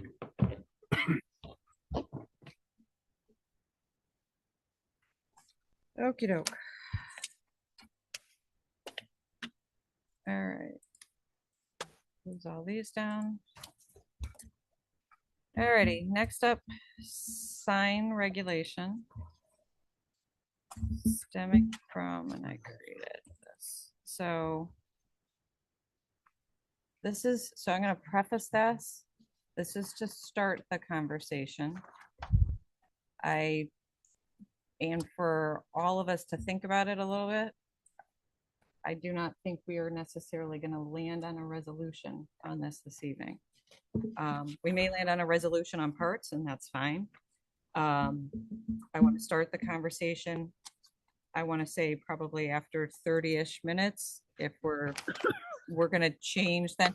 Well, no, because there's other stuff to get through. We can come back to signs after we get through the other stuff if we want to, if we still are so engaged in our sign conversation. But I want to make sure we get to POCD, and I want to make sure we talk about the next meeting too. So we're going to start signs. So I have put in. Would you rather a motion to reorder the agenda? Nah, that's fine. We'll just jump in and. So all I did, so this is the Farmington sign regulation. I just took it and put it in one PDF to make it easier, I think, for discussion purposes this evening. I've also opened it up, the regulation on the website. If we need to, I can go to that. If we need to bounce out of this. So I'm gonna start in order of how this occurs in the regulation. So the first thing is under section 7. This is all in Article 4. So Article 4, Section 7 of the zoning regulation. 7B2, because this question had been posed to me, when we review signs and their replacement panels, so replacement of an existing panel in a monument sign or attached sign, there's a new tenant, one nail salon goes out, a new nail salon goes in, or hair salon, or whatever the case may be, accountant office. It says no permanent sign shall be erected, relocated, or altered except for normal maintenance, and where a sign face is altered using similar colors, materials, or lettering without a zoning permit issued by the ZEO following commission approval. So these are, again, I've termed them our like for like replacements that we handle under planner's report, as opposed to a brand new sign in a brand new location, or a sign that is greatly changing size, normally for the bigger, not the larger. So that's the mechanism that we're using for that review. So that's that. So that's where those are coming in to you under planner's report. Attached signs. At the last meeting, we had a, you know what, I'll stop. Does anyone have questions on that before I keep going? Was that a change or something new? No, that's been in there. That's been in there. I'm just offering Good that point, as yeah. an explanation that's the mechanism in the regulation that I'm using to bring these in under planner's report. Okay, I'm going to keep going. Attached signs. So there's a discussion at the last meeting regarding the attached signs and the measurement of the attached signs. Section part E2, the total of all attached signs shall not exceed 1 square foot for each linear foot of the front of the building. The front of the building shall be defined as the longest building wall which faces directly onto a street or driveway. For attached wall developments such as a shopping center, each business having direct access at grade shall be allowed a total area of attached signage not to exceed 1 square foot in area for each linear foot of building wall that the business occupies. So, and of course, because Murphy's Law is what it is, I've got 2 sign applications in where the building wall is not street. So I'm going to use, and we can certainly go back to last week's example. But I've got one, I'm not sure how many of you are familiar with the Exchange out on Route 4, 270 Farmington Avenue, and this lovely horseshoe building. Yeah, what's the front? Yeah, where's the frontage on that? So Really good question. Glad you This brought that is up, fun. class. So, and this one dates back quite some, there's multiple layers to this onion. So Garrett did for me, we've met with the owner. We have a new attached sign coming. Hang on. Would the, Shannon, if I, can I? Absolutely, jump in. Would that building qualify under the attached wall developments, which I don't know what wall development is, but such as a shopping center, each business having direct act, like the point being that like it's more of a shopping center than like if I don't know where the sign, I guess I don't know where the sign ask is for this building. Yep. But like if it's more just like in the parking area and everybody's got like has their own. Anyway. Right. I don't know if No. it made it easier or harder. No, These it are my does. questions So- later if you want. But. No, that's fine. I'm perfectly fine with interactive. So it would help if your driver could remember which page she's got open. So for attached wall developments such as a shopping center, each business having direct access at grade shall be allowed a total area of attached signage not to exceed 1 square foot for each area of linear foot of building wall. So River's Edge Plaza in Unionville, right? So we've got, it's a shopping center, right? So if you think of a typical strip mall or strip center, right? This becomes easy-ish. If you have a 30-foot shop front by whatever, 70 feet, whatever the building is, then you get 30 square feet of signage. And then the next tenant had 50 by 70 and they get 50 square feet. And then the next one, whatever, so on and so forth, right? Nice and easy. And each tenant, whatever your frontage is, your lease frontage, that's the sign you get. Makes sense. Loman's Plaza is 3 stories. Of course it is. So, so we met in what we've done, God bless Garrett again. Garrett gets some of Shannon's fun assignments. So we've gone back to 1995 with Loman's Plaza permits and whatnot. And we also pulled the 92 plans Sorry, is Loman? That's exchange. Or not That's the Loma, exchange. sorry, the Okay, sorry, exchange. I didn't I'm know that sorry. was- No, the Yeah. exchange. I knew exactly where you No, were no, going. no. Yes, you stated yourself. Yeah. No, I'm sorry. The exchange, Yes. two It was a seventy. Loman's, like a Loman's No, no. department store? Loman's is down the street. There was. There was. Yes. It's gonna be a mall. No, No, not Down that the little street, further down the down the street. street, kind of connected to parking lot. It's at 2:30. Loman's is at 2:30. This is at 2:70. Yeah. And I do this all the time and I apologize. So it's the exchange. So this is the plan, the approved plan from 1992. And these are referred to as individual buildings. Yes. When you go inside, it's building 1, 2, So- and 3. It So sucks. this is, but hang on. So yes, building 1, building 2, building 3, and then building 4. Mhm. And there are very large, I'm gonna say 2-foot thick, 18-inch thick concrete walls, firewalls that separate these buildings. So these long diagonals that you're seeing here are actually in place, separating each building.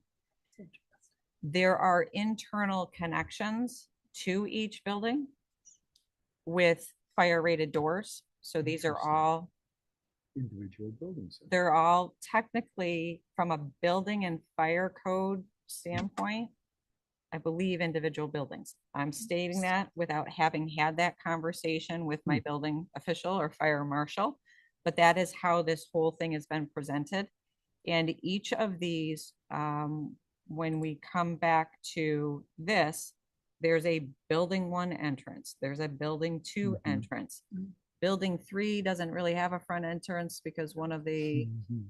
tenants is using it as their primary entrance. Building 4 has an entrance. And then at the rear, we have the same thing.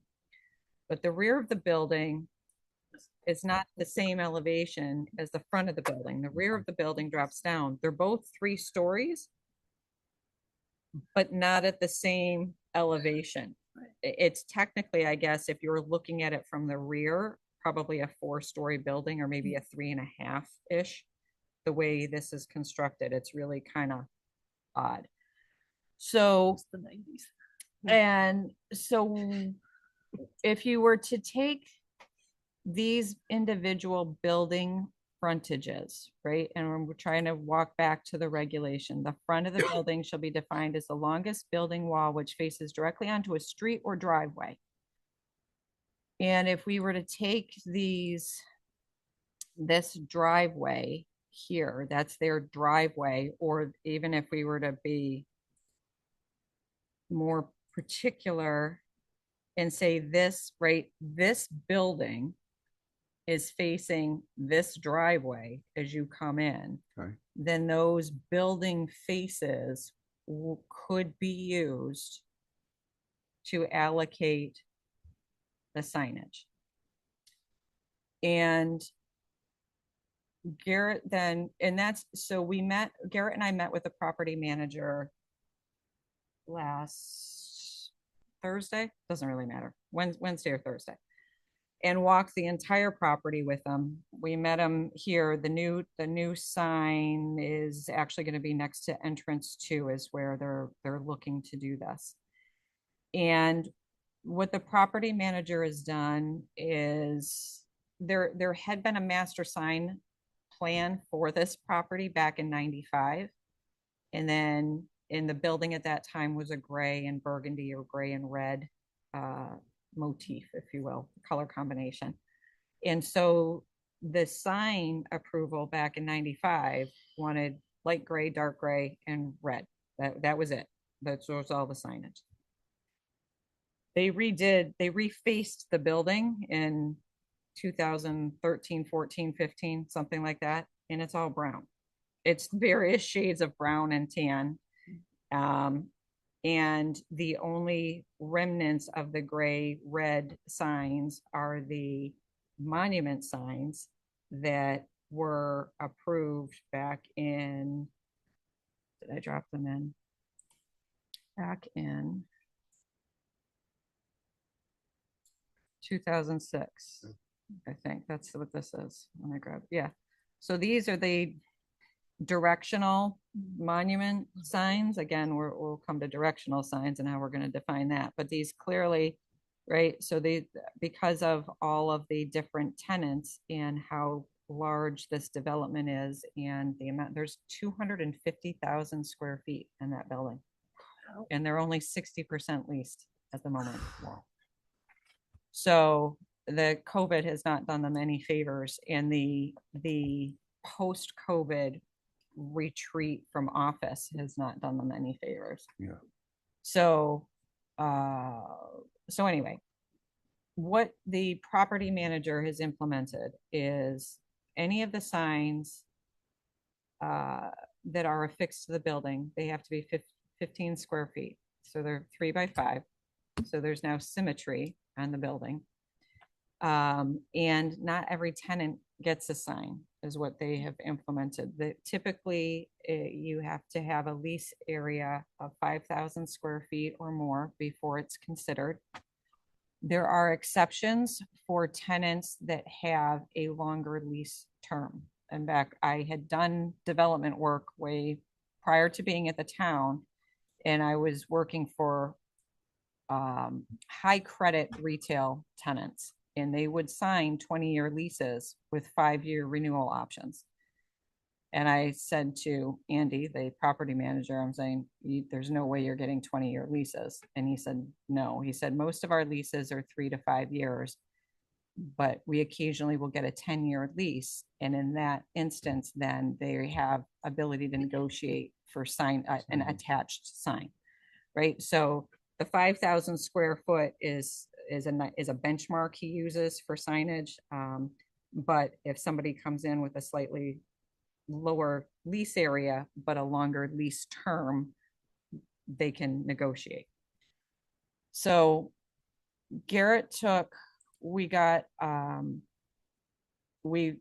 have all the building lengths. So these building lengths are the interior face. So these interior faces, not the exterior faces, which presumably a case could be made that this exterior face also abuts a driveway. It's certainly their parking area. Maybe questionable as it abuts their driveway, but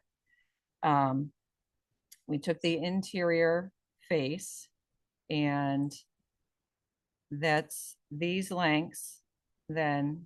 So building 1, the building length is 182.75 feet, and these are all per the 1992 plan. Building 2 and 3 are 135, and building 4 is 185. And then we've added in, for those that have been there, over the entrances, there's larger signs that say building 1 entrance or main entrance to building 1. And so those larger signs are calculated here. There's no necessarily lease area associated with it. Butchers and bakers in their sign, and the various tenant signs and where they're located. This particular, the Soma Spa, was at the rear, and apparently she's closing and going to be moving out here shortly anyway. The hair company and Sunrise Cafe, these signs. So this would be, again, we were allowing, if this is the linear foot, then that's also your square footage, right? 182 square feet. And then this is what's been used, and this is what's left over. 85 from 182 is 97. And then if we go to building 2, 135 minus 57 is 78. 135 minus 81 is 55. And then 185 minus 75 is 110. And Shannon, those lengths are in the horseshoe. Is it including, I guess, the top of the horseshoe? So this is how it was dimensioned. So it's this building front, and I don't know if this is going to let me zoom in. So okay, but not the part that's around where the curve is. So on building 1, no, because the curve is on the back side. On building 4, okay. Yes, it is, because the curve is on the front side. So building 4, we have the 188 comes all the way out to this edge. So it's the length as if you extended that wall straight, not not measuring the face. of Correct. So it's the straight, it's the circumference, not straight, circumference. correct. Yes, it's not it's not measured along the curve. It's the straight distance to that edge is how that was measured, and that's what we took. And there are no signs either today or planned on the back, or are there? No, well, so some of the signs are on the front and some are on the back. So when Garrett noted, so some of them are on the back, Yukon Dialysis, Farmington Valley Dental, and Select Physical Therapy, That's what we were being- and this Soma Spa are at the back. So when we were in the building, the Soma Spa was somewhere in around here. No, sorry, it was somewhere in around this corner, coming in and out from this door. And accessing this rear parking. Building 2, you actually have to come, if you're parked in this area and you want to access building 2, you have to come upstairs and then across a little plateau and back downstairs and then into the building. And then I think there's even stairs at the building. I'm trying to remember offhand. So there's a grade, I think some of the grade change that you see inside the building is taken up here. And there's a little bit of there's a protected patio. You could have outdoor seating here if you wanted to. And then the building 3, there's some tenant signs along this edge of the building, and Garrett put them here. So Yukon Dialysis, Farmington Valley Dental, and Select Physical Therapy, they tended to group the signs, and I did have photos. I didn't upload all the photos. So we can look at that as well as part of overall looking at this. These signs for building 4 are all clustered together. I think there was 3 signs to the left of the building 4 door and 2 to the right, something to that effect. This building 2, the hair care company, the new sign that's being proposed is going to come here right next to it. So they're all at the same elevation. The property manager has gone to great lengths to try to make sure that it's uniform, there's some consistency. There is no sign color limitation to it. So there's the Yukon blue, and they have the positive and negative. So they have white lettering on blue background. They also have blue lettering on a white background. Most of the signs are a white or light background with dark lettering, which tends to present better and is easier to read. There is one sign that's a negative black background with white lettering, and but it's a very simple sign and it pops and it's easy to read. There are no added lights. There's no internal illumination, and any of the signs that had been halo lit here, I believe, have been removed. So there is no halo lighting that is on this particular property. So this is just a little food for thought. My general thought is to try to use these as each individual buildings and use the allocation then for signage accordingly, and they could put it at either the front or the rear. It would be a lot of signage. They don't intend to use it all, but it is also a very large building, so it's not something that we see all the time.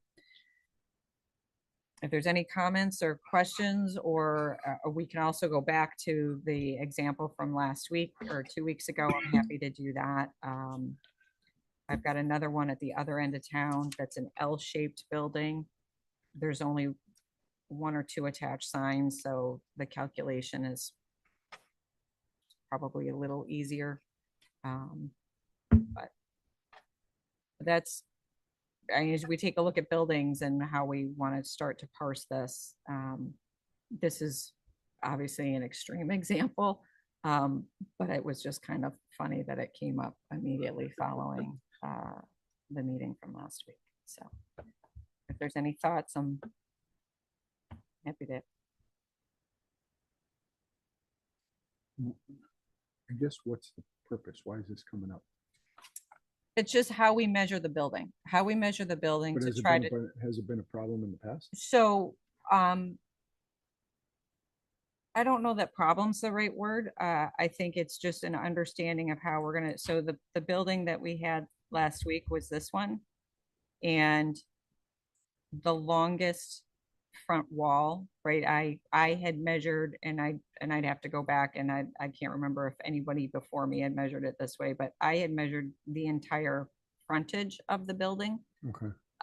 Understanding that from an architectural interest, the building, yes, the building steps, but there's no discussion on at what point is it architectural interest and at what point is it not the longest wall facing the building Gotcha. or facing the road, Facing excuse the me, not road. facing the building.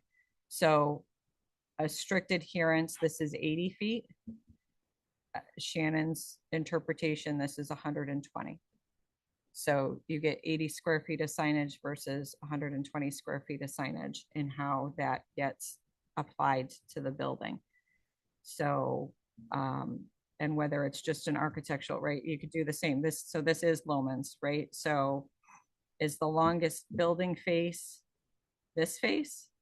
Or is it from corner end to end, right? The mass of the building Gotcha. facing with your multiple tenants and how that works? Or do we then, because this was a more traditional strip center, we would have had the ability to use the other part of the regulation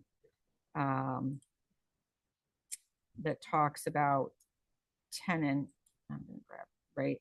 For each attached wall, for attached wall development, such as a shopping center, each business having direct access at grade shall be allowed a total area of attached signage not to exceed 1 square foot for each linear foot of business wall.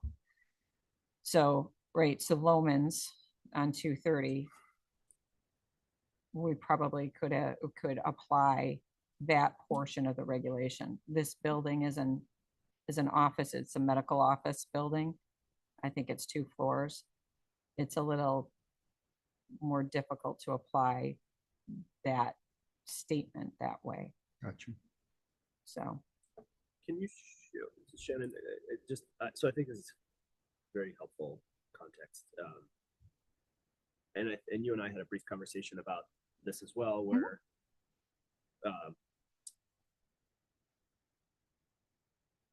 you talked about like, well, you could get ridiculous at this, right? Or it could be very complicated, I guess I should say. Where like a 1 foot offset for architectural purpose, like could then not be counted versus an L-shaped building where the offset is 50 feet or more, right? Could potentially like could be a very different situation. And you want the purpose of the regulation, right, is the sign appropriate in whatever way we deem to the size and nature and character of the neighborhood, and right, and so we're trying to codify that to account for every possible scenario. But who would have ever written a regulation for the exchange, right? And so I think it's helpful to add, my suggestion is that we consider, is this regulation the way it's written what we want, and if it's not, let's make a change. I know there was discussion at the last meeting where I said this is the rule, we should follow the rule. If we don't like the rule, we either delay the application so that we can fix the regulation, or we deny the application. Those are sort of the choices. We approved it sort of, in my opinion, not consistent with the regulation. But what I'd like to do is say this is how we keep good hygiene of our regulations, and we address things as we go, and we make them better over time, because otherwise then we say this regulation was written in the 1980s and nobody knows why it was written that way, and buildings have changed and tastes have changed. And so I think it's to our benefit to consider making some of these changes without over engineering it either, and we don't have to look for perfect. So I mean, my suggestion could be things like we could change the front of the definition of the front of the building very simply to say the front of the building shall be defined as the longest building wall, and essentially account for variances up to X feet of difference, maybe. So it wouldn't really be the longest building wall, but it would be all building walls starting with the most forward one or something. This is not the right language, but to get my point across, the most frontal one plus X feet back, right? And any wall that is within certain feet back and also still faces that driveway or street, something like that, to account for architectural interest. And I'd be open to some sort of flexibility to add to the regulation too, to account for weird such scenarios like the exchange, if there's a way to do it. But that also gets really complicated, and I don't want to over engineer or make everything about like, let's plan for every eventuality in the regulation, because I think that's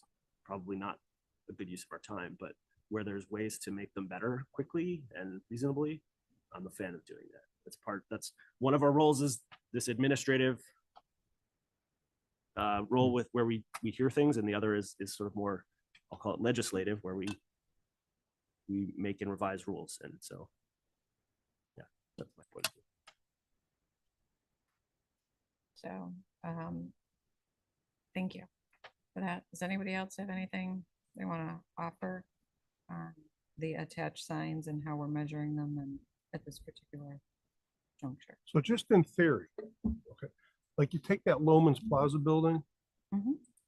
if one tenant came in there, they could have a sign in theory that's, well, now that I see it that way, never mind. If we break this up, if we don't break it up, you go from that corner all the way to the other corner. No, even farther, if we don't break the building up into the longest. Correct. So, right. So and like I if don't one know if tenant it's came in there separate tenant.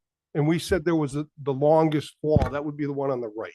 Mm-hmm. But if it didn't say that, that one tenant who came in here could have a sign that whatever that length of that building is, you know what I'm saying? If we didn't have that breakup with of the longest fronting wall.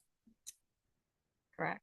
Well, I'm not sure I follow, Rob. So can you help? Like, yeah, So, if- so like just say, for example, say Loman's came back, okay, the department store or whatever, and they took up the whole building. So, and So by saying one- that it's no longer a shopping center, is that why you're saying that? Because Well, that- correct, yeah, it wouldn't be a shopping center.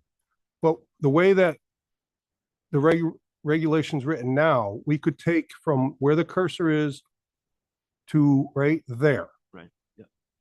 My thing is, if it's one, not broken up, if we didn't have that regulation, they could have a sign all the way Right. that length, square footage wise, which I think would be ridiculous, but I mean, you know, so breaking it up Well, the sign is a doesn't. halfway, that's a good idea to break up something like that, even if it's one tenant. You know what I mean? Because what's the length of that? Well, the square roughly. footage would be different than the linear footage, right? So Right, but you're gonna get a square footage based on that linear Yeah, footage. yeah. So whatever that linear footage is, just say it's 180. Well, it's 300. So this Okay. to here from the prominent front corner to prominent front corner Mhm. is 330 feet.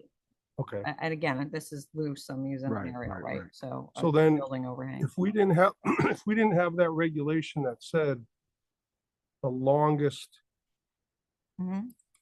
The that longest- building, if it had one tenant, could be, that sign could be, yeah, that sign could be 33 huge. times 10. Yeah. You know, If you, But but let's say that building's architecture just had a straight wall. Like I'm sure we have a straight walled building in Farmington that's 180 feet long or something. Right. Right. And so I don't know that rule is designed to stop what you're suggesting. Sort of an absurdly large sign shouldn't be allowed. they, But the other thing would be is like, so like you could have a 100-foot long 30, sorry. if I have a building and my feet of- frontage is 300 feet, I could put a sign that's that big on that building if I wanted to.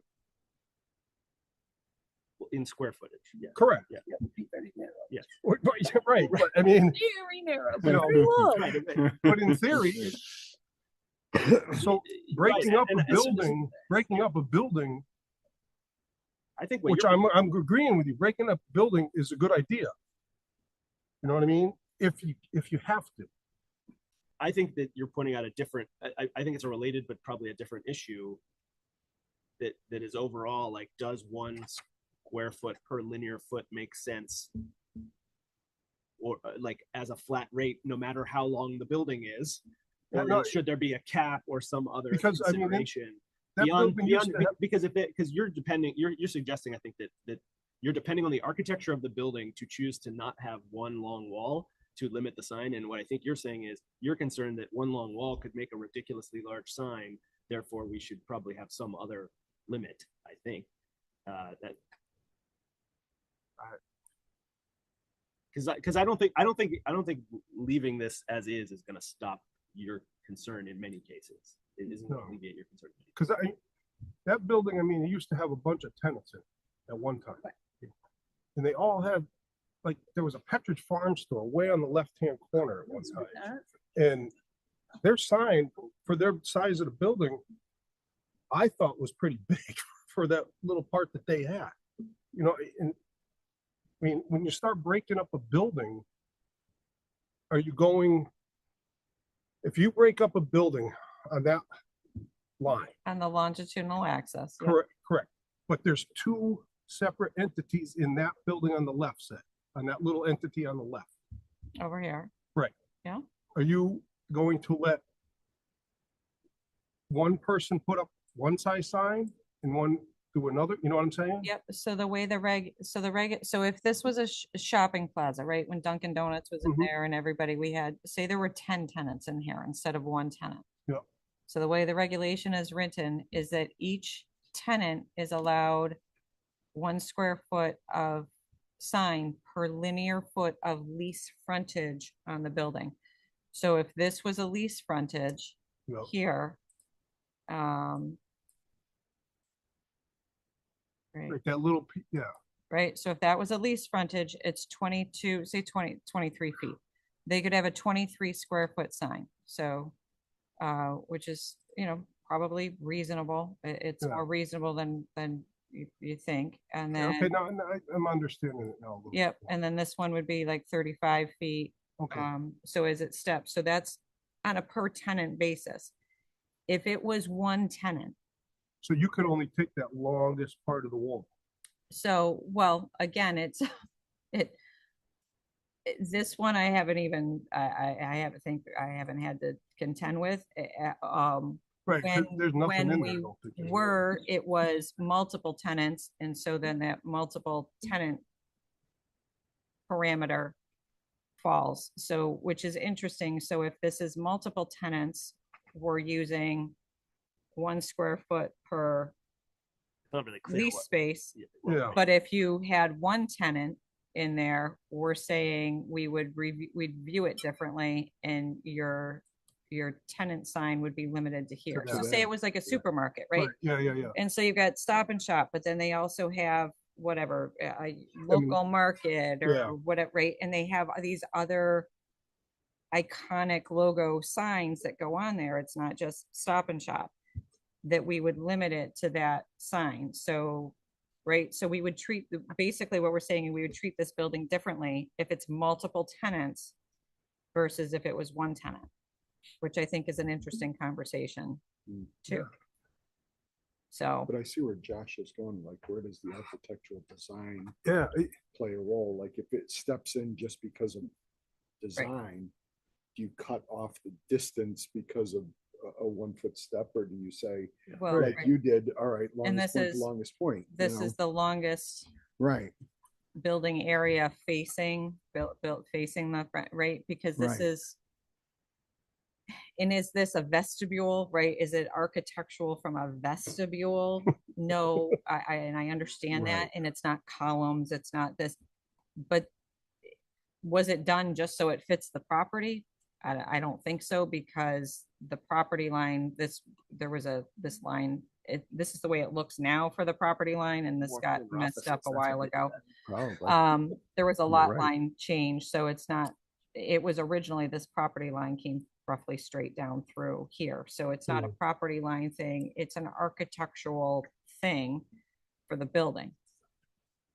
Do we take that into account? Do we not? Thank God I don't have to do this one. This is a Yukon and built at Yukon, and I think the Red Cross, thank God. I Yeah. think. Well, so Shannon, I mean, we're probably, I don't know what time we started. We're probably closing in on your half-hour time limit. So I guess I would Yeah, ask Red Cross. folks if, like, do people agree that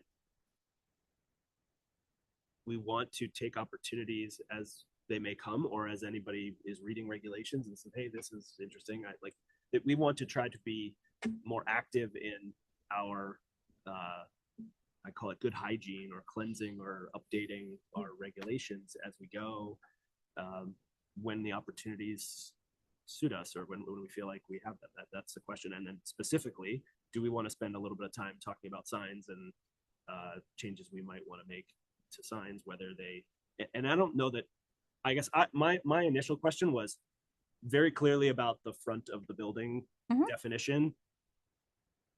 We can very quickly, as we see in this discussion, expand concentric circles and make everything sort of a, let's spend weeks discussing how we do signs in Farmington, which was not my initial suggestion. And like, I'm happy doing that, but if we want to do that, then I would propose us to say, let's break up the regulations in terms of different sections and make a 2-year plan and say, we'll talk about like each section, if we want to make any changes over 2 years or something, break it up like that.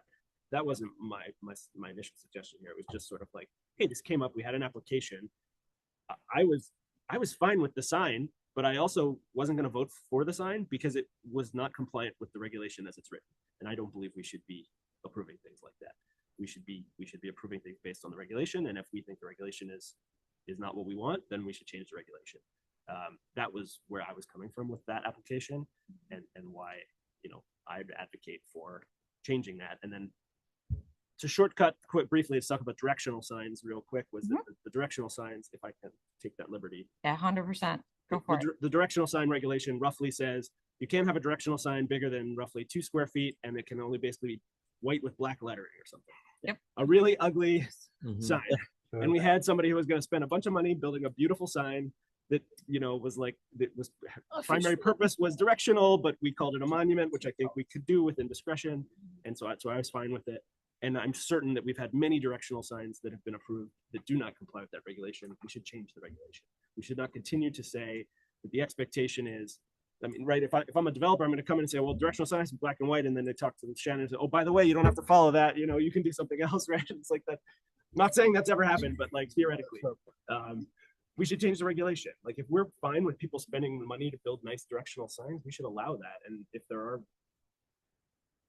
we can make the terms very generic and we just have the discretion to approve as we deem fit, or we can come up with guidelines.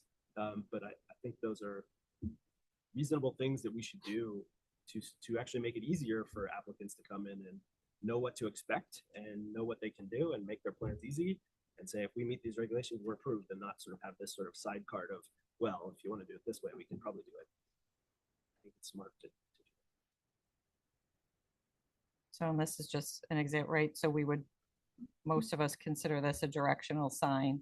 I don't know if it was approved as a directional sign or monument sign. I'd have to go back through and look at the wording of all of it. I think but this was the exchange in 2006, I believe. And I'd have to take a look at the regulation from 2006. I think it was the same. So they came through as detached signs, replace existing signs. So whether it was viewed as a monument sign or, right, this obviously at the front end is monument sign. And then these similar directional signs still exist within the plaza that show the exchange at the top, and then general business, restaurant, and some of the business names. So. A completely personal aside, I don't find that helpful and easy to read. That's me. This isn't helpful and easy to read. Okay. All right. Because there's a lot of letters. Yeah. And then there's the little arrow. Yeah. And I don't find it that clear. Got it. It takes it, but that's me. So. That's fair. That's fair. And the only other thing then with signs is our halo signs. And the bottom line is I have made a mistake with respect to the ability to continue to approve halo signs. They are listed in prohibited, and they are listed prohibited with our internally illuminated signs. And my dear friend, Mr. Warner, added this in right before he left. He had been my interpretation is Mr. Warner had been a proponent of halo signs. He made some edits to the regulation within a few months of leaving. And one of the things he did was remove the ability to have halo lit signs. Now, anyone that has a halo lit sign, you can replace it in kind. They can't necessarily make it bigger or not. So something that would be helpful for me that I do want to address and get our hands around is, does the commission want to continue like the actual prohibition and enforce the prohibition of halo lit signs? Or what's a halo lit sign? Yeah, sorry. Okay. It's a sign, so rather internally illuminated, right? And it's in a we're going to use in a plastic casing, right? And it's red, and so the sign shows red, or it shows blue, or it shows green. That's internally illuminated. The halo lit, it is all black. That is blacked out, and the light actually is bounced off the building, so it casts an outline of the sign. So CVS backlit. Yeah. So it's a backlit. So CVS in Farmington at Scott Swamp and Route 10, those are halo lit signs. And we don't like those. I am not even gonna offer an opinion. Don't get me started on open signs either. Don't So what I Stay at a hotel with a lovely halo sign. That's what it was. I'm sorry, say it, Josh. So the ban is on internally illuminated, right? The No, ban it's is on actually got internally, halo on but it. Oh, does it say halo halo lit, too? It does. say halo I lit just has noticed it too. been, I so, didn't notice it either. right, Got it. Thank you. yeah, exactly. Halo lit was added in. Look, Which I I'm just prefer. to say, right, I there's a bunch of reason I can, it doesn't even matter. And you The said fact is, up until 2018, when Mr. Warner changed the reg, they were going in regularly. There was a commission, if you take a look from 2015 to 2018 and zoning approvals on halo lit signs, it was typically a 5-1 vote, and Mrs. Brenneman was not voting for halo signs, with the exception, I believe, of the medical office area. So we got a couple of things we can do with it. We can leave it as is, and then no new halo lit signs.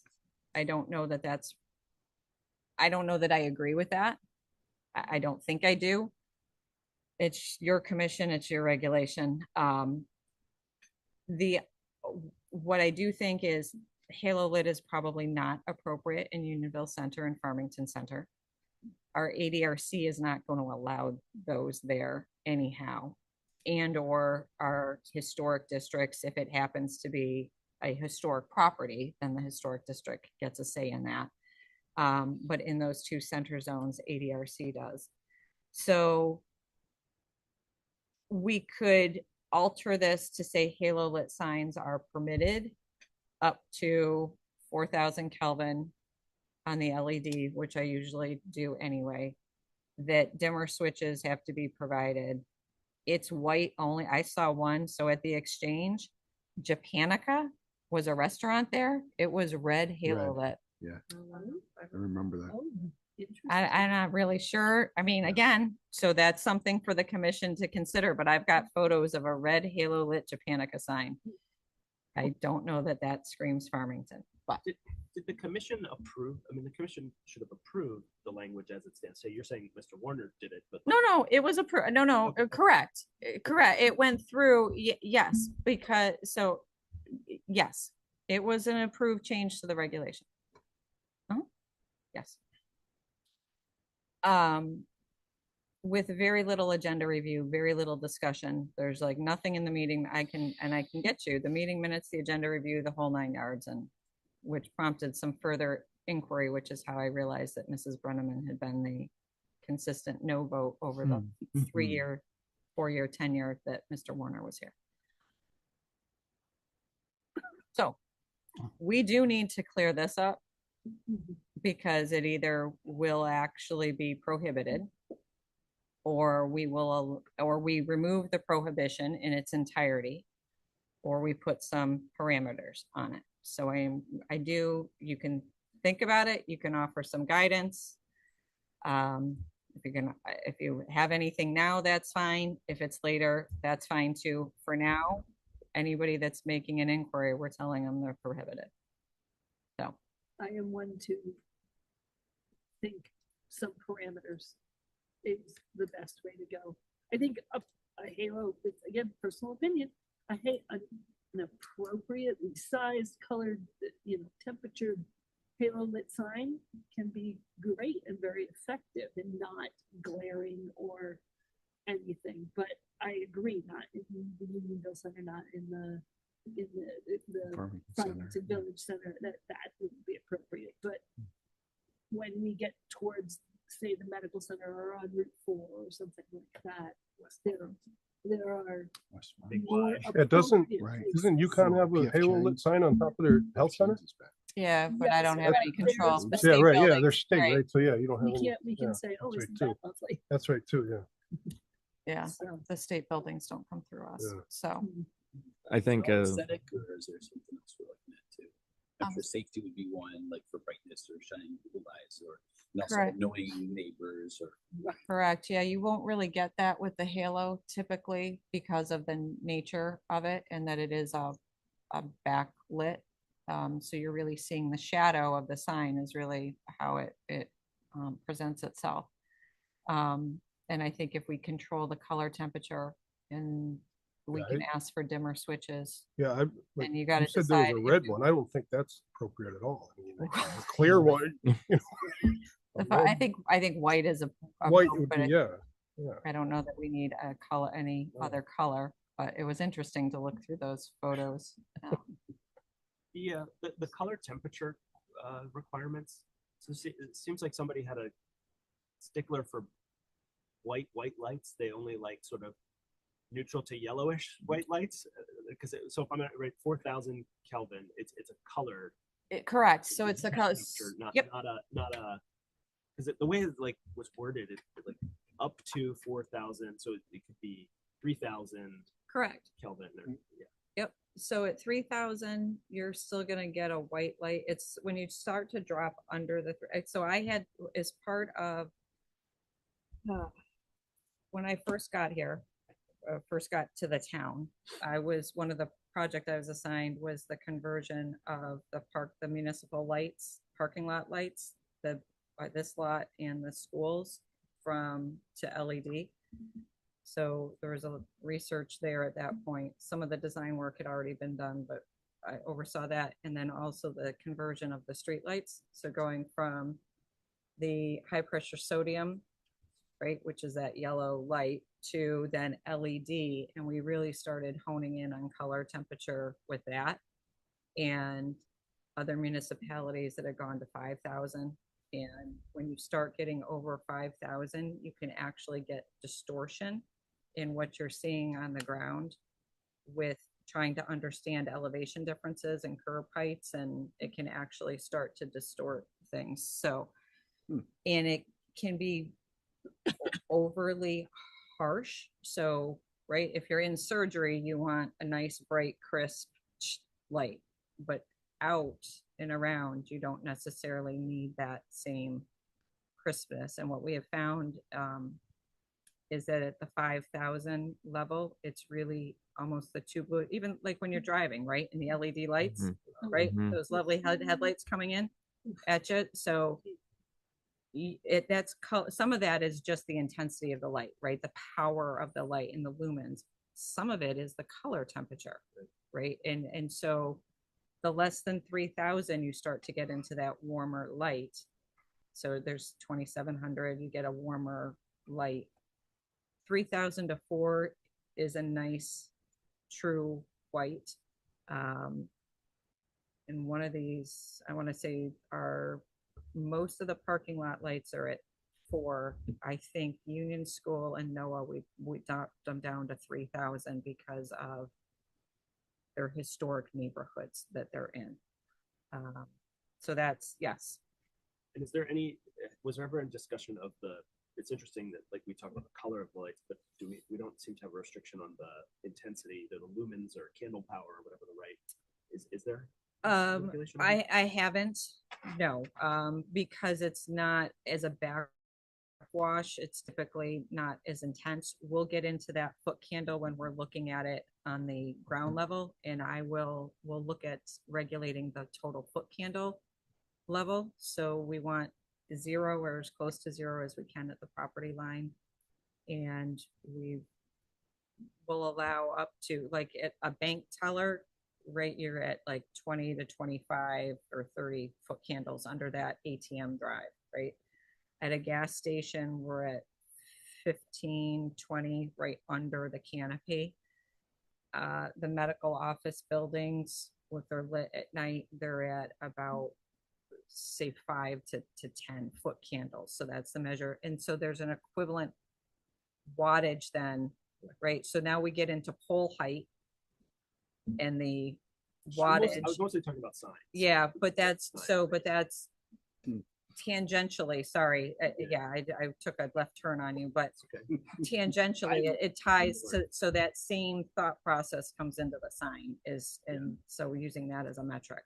Yeah, I Yes. just wonder if we should we have some sort of guidance on the brightness of signs, I guess, because to your point, like one of the things that neighbor would care about is sort of the brightness, whether it's reflected back or backlit. Mhm. And so the fact that we don't have that would be something to consider. We could, and I can ask some of the sign vendors for some of the information and different specs on that and wattage that's effective. And it probably also varies depending on the color of the sign and the way it's lit, right?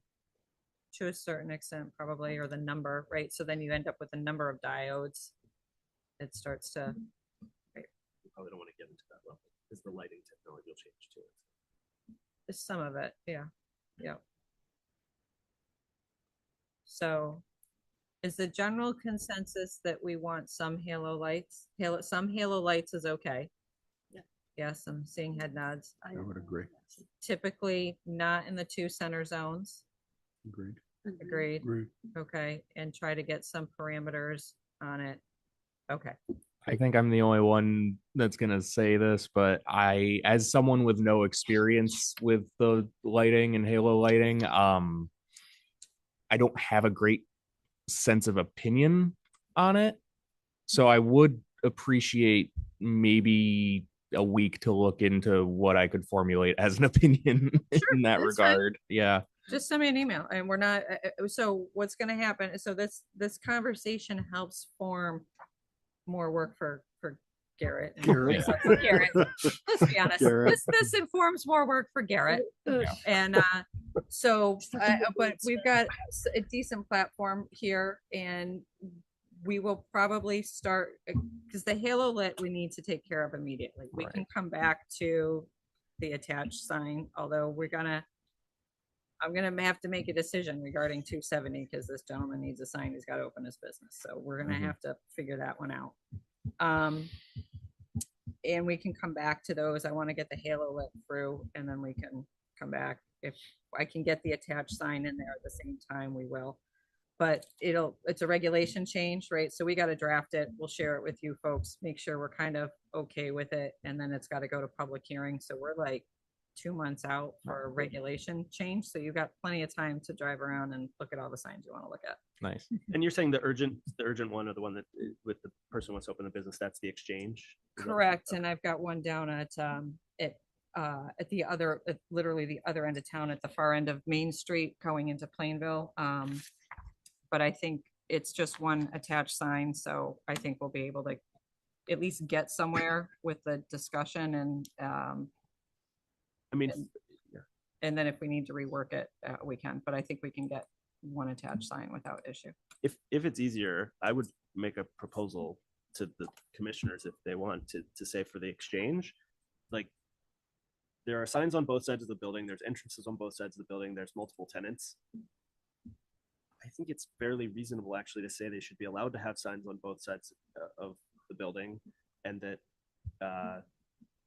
measuring as you described using the existing frontage makes sense. And so essentially to solve the immediate problem, I think there's reasonable interpretation of the current regulations to say that kind of continuing what they've been doing, a 3x5 sign or something, if that's what's being proposed. Yep. I don't have any issue with that. And like, if it means we don't have to overly litigate or debate that one. Okay. I don't know if everyone agree. agrees, like Yeah. without actually having the application before us, we're not. No, I mean, determining there's but whether parking it's lots on that's- both sides, so you're right. Yeah. Well, and it's helpful because Saves a I've lot got to of trouble, provide some too. guidance to them and Right. they're gonna come in probably at the next meeting, so. Because they're ready, it's in my building permit and we're running numbers and trying to figure this out, so. But, okay, understood, loud and clear. All right, we're gonna march along here. I think these next two might be kind of easy-ish. I hate to ask, but can I request a 5-minute recess Yeah, to yeah, use the yeah, yeah. bathroom? Absolutely. I don't Go know if ahead, I'm gonna Ryan, make it through open the up a rest few of it. things. Go for it. I'll be right back.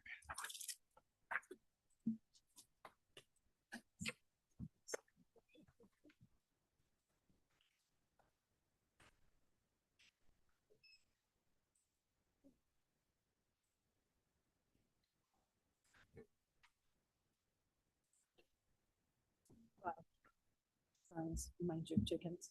I know. Uh-huh. And Signs rabbits, remind you of yeah. chicken. Oh, Rabbits. chicken. Chicken. 5 signs before we get- Oh my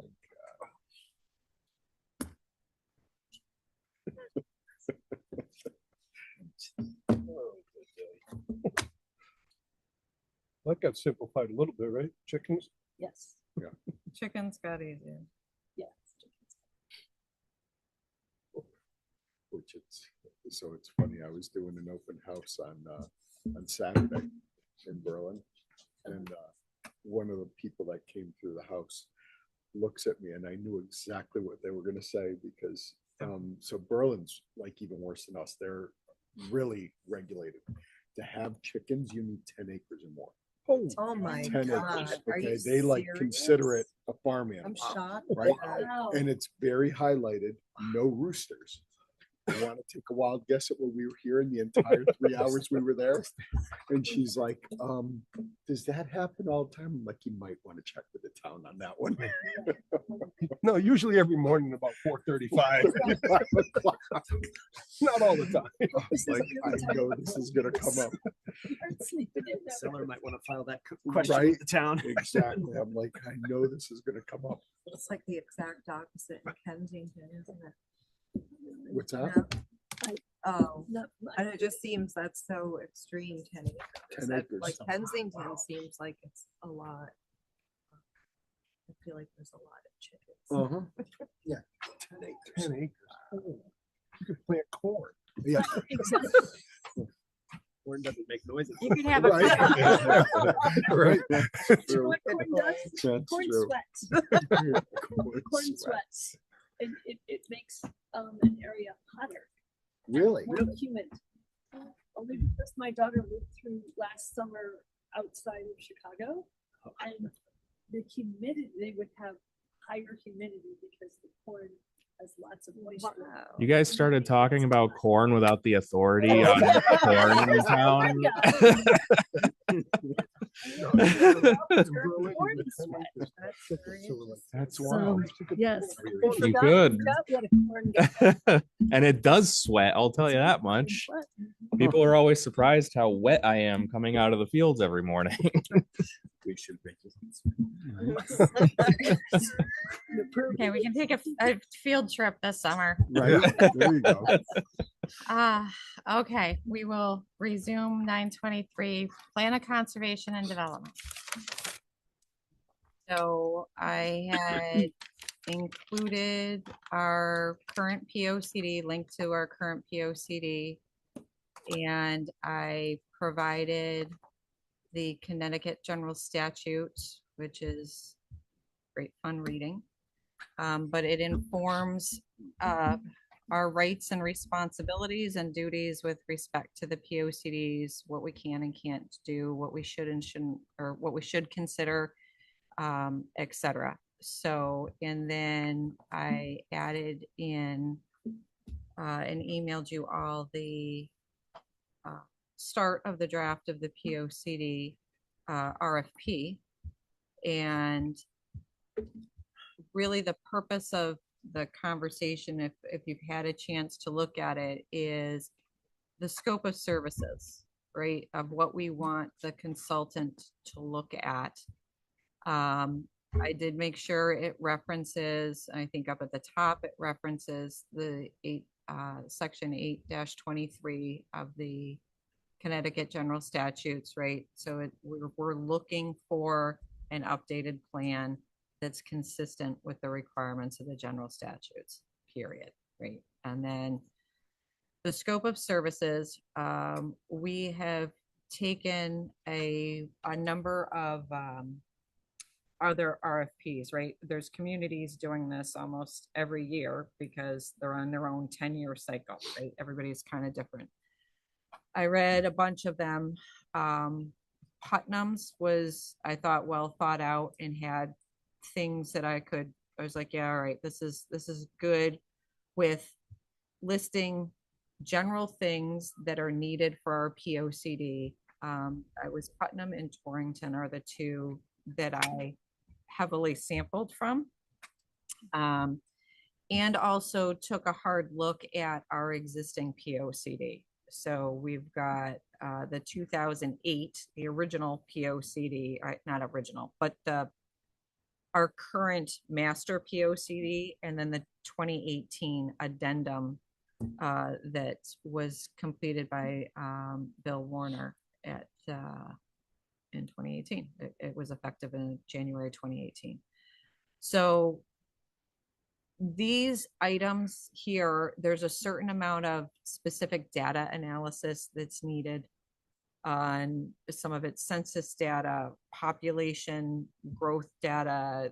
There are things that just inherently need to be done to satisfy the CGS and are needed to inform how we've grown and changed over the last 10 to 20 years and what we think we might look like in the next 10 to 20 years, right? So that's, some of that is just some statistical stuff that needs to get done.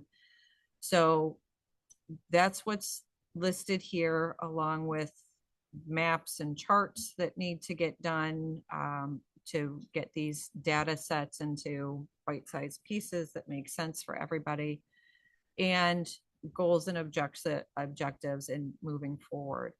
And then there is an opportunity to add areas of special study or concern. Both Putnam and Torrington were looking at kind of specific areas of their municipality, specific intersections.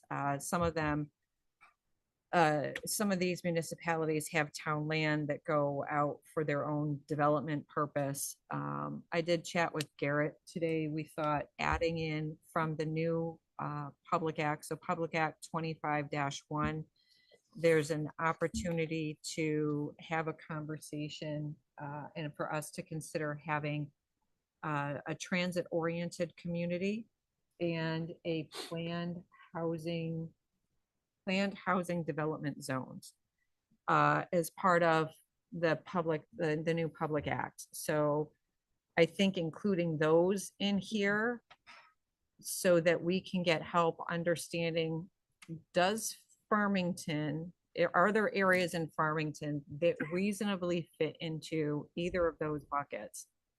And what would it look like for Farmington if we were to do that? So I think those would be important additions that came to me over the weekend that are not here, but that's what would go, we could add that. I think I'll take out the housing growth plan because we're either going to go along with CROG on the housing growth plan, or we're going to decide to do our own. If we decide to do our own, that decision-making process probably isn't coming till about a year-ish from now, roughly. So it's unlikely that the housing growth plan will be part of this POCD directly. But I think the other two portions should be. And then we have the 2018 study areas that Bill Warner did. There was a Yukon study area, our midpoint development area, our special innovation floating zone, which included the Yukon area and that whole South Road neighborhood. So those study areas were discussed. There was a little bit of a discussion on Unionville Center and Farmington Center. So I think looking at those and benchmarking them forward makes a lot of sense to say, what was implemented, what's working, what isn't working, what's stagnant? And are there recommendations from a POCD standpoint that could be made for any of those study areas that we could consider either as future regulation changes or a future deeper dive on a study if it's something that we think we want to take on. So that's where this came from. The intent is to try to have the RFP finalized by next, I think, Wednesday, April 1st, and have it posted out by April 1st. I've got to work with our finance director on a couple of things. If there's any thought on a change or addition to a scope, I'm open to hearing it. And we can chat. But this is the framework. This is what I've used to develop the scope. I did not just regurgitate everything that's in the CGS because it didn't really seem necessary. We've referenced it, and any of these professional consultants know what's there, right? They know what's there. They know what to do. So it will go out. The thought is it'll go out for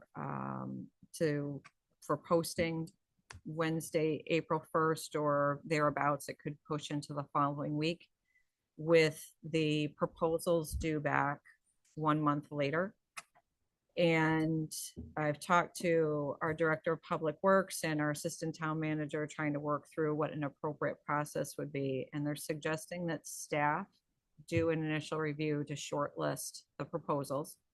And this is assuming we get 8 to 12 proposals. If we only get 3 to 5, then we perhaps won't shortlist unless there's an obvious need to. And then interview that short list. And the thought would be to develop a subcommittee then to do those interviews. It would include the 3 planning staff members, so myself, Bruce, and Garrett, and would like to include Rose Ponte and or Russ Arnold, depending on their availability, because the POCD covers more than just our TPZ box. There is a broader scope. And we work with Rose and Russ on a regular basis for all of these, whether it's infrastructure or economic development, and include 3 of the commission members. And there is the ability to do so. The CGS suggests that committees can be used for work on the plan of conservation and development. And the bylaws allow the chair to set committees for various things. I don't think the subcommittee is going to be needed for other than selecting the consultant, doing the interviews and doing the final selection of the consultant. I think once the consultant's engaged, then any updates and feedback would be to the full commission. So I think the scope of the subcommittee is rather limited. So with that, in understanding, we would probably be doing interviews the last 2 weeks of May, maybe the first week of June, with the intent of trying to get the selection made so town council can approve that selection at their second meeting in June, so that we're ready to kind of hit the ground running July 1 when our new fiscal year comes around.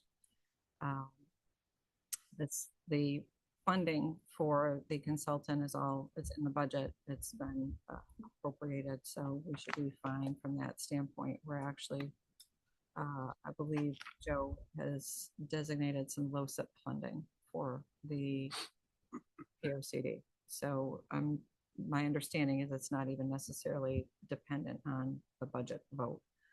Part of my conversations with him in the next 2 days. So we have a little bit of time before we will be getting to interviews. But like I said, it'll be the last 2 weeks of May or first week of June at the latest. Likely it'll require another evening and or a Saturday morning, because not only do we have our TPC meetings, but we've got wetland meetings, ZBA meetings, other meetings that staff, right, we need all 3 staff members available to participate in that conversation. So if you are interested and you think you want to participate in this process and be part of the interview panel, then I'm asking if you would individually send an email to Liz and CC me, expressing your interest and availability. So please take a look at your calendars and truly understand your availability for that last week, the last 2 weeks of May and the first week of June. If you're not available, then that's fine. That's fine. But this is going to take a little extra reading, a little extra time and effort. So but please put forth an email to the 2 of us, and then at April, because we've got a shortened commission on April 13th, but at the April 27th meeting, then we should be able to make a committee selection and announce the committee selection, and then we'll drill into some dates as well at that particular point in time. The committee should be the makeup of or should match the makeup of the commission with respect to political parties. So it's a 2-to-1 ratio.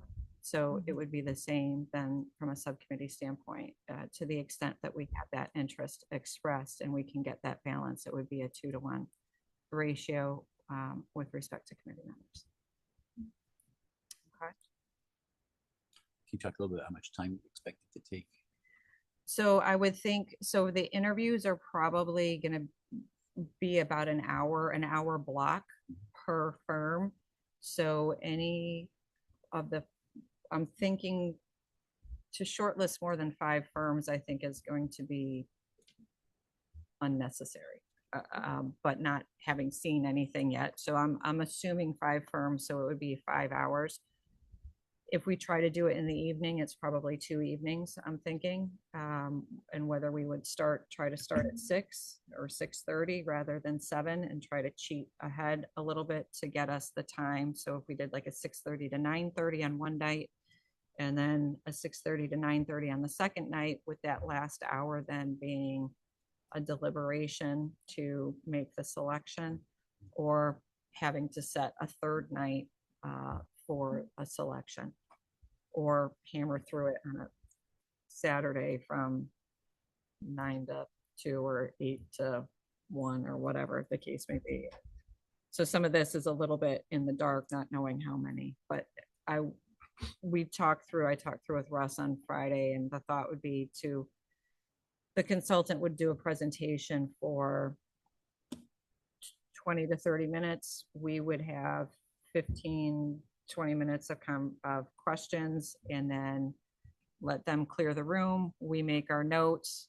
The next consultant come in, set up to do their presentation. Ideally, we'd have it on AV, so the setup, we're not having tons of easels and handouts and things.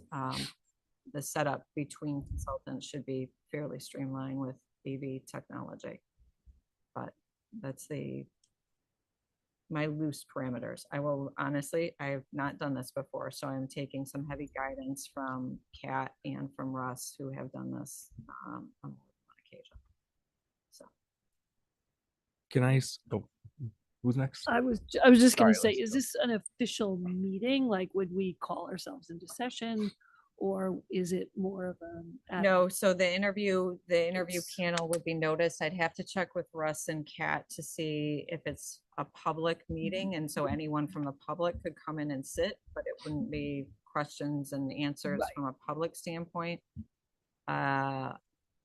I don't think we would put it on Zoom, because then the other panel, right, somebody could log in. So yeah, I'd have to. That's the mechanics. Some of that is, I'm gonna learn a little bit as we go on this myself as well. Yeah. So I just wanted to speak to a couple of just comments and concerns that I had going forward with this. We haven't had an environmental resource inventory done in 20 years. And so that information is woefully outdated to be moving forward with the POCD. I'd like to see it happen. I mean, obviously that's a pretty involved process, but so it probably wouldn't happen before the POCD, but if it happened in conjunction with it, I think that would be pretty valuable, given that a lot has changed in the town over the last 20 years and our resources are definitely not the same as what they would be on those maps that were drawn summer of '05. We could look into that. I know Elena made reference to that at the wetlands meeting. Mhm.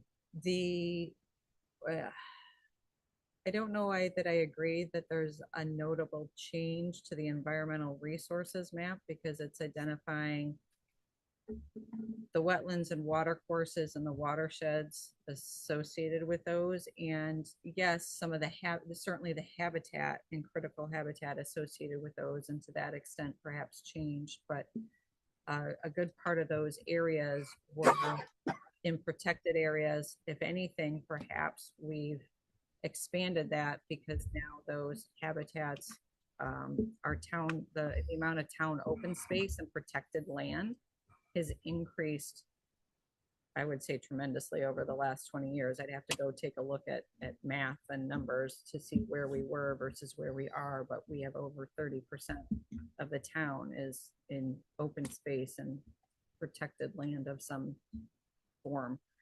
So it could, I can tell you it absolutely will not get done before the POCD. The POCD has to be done.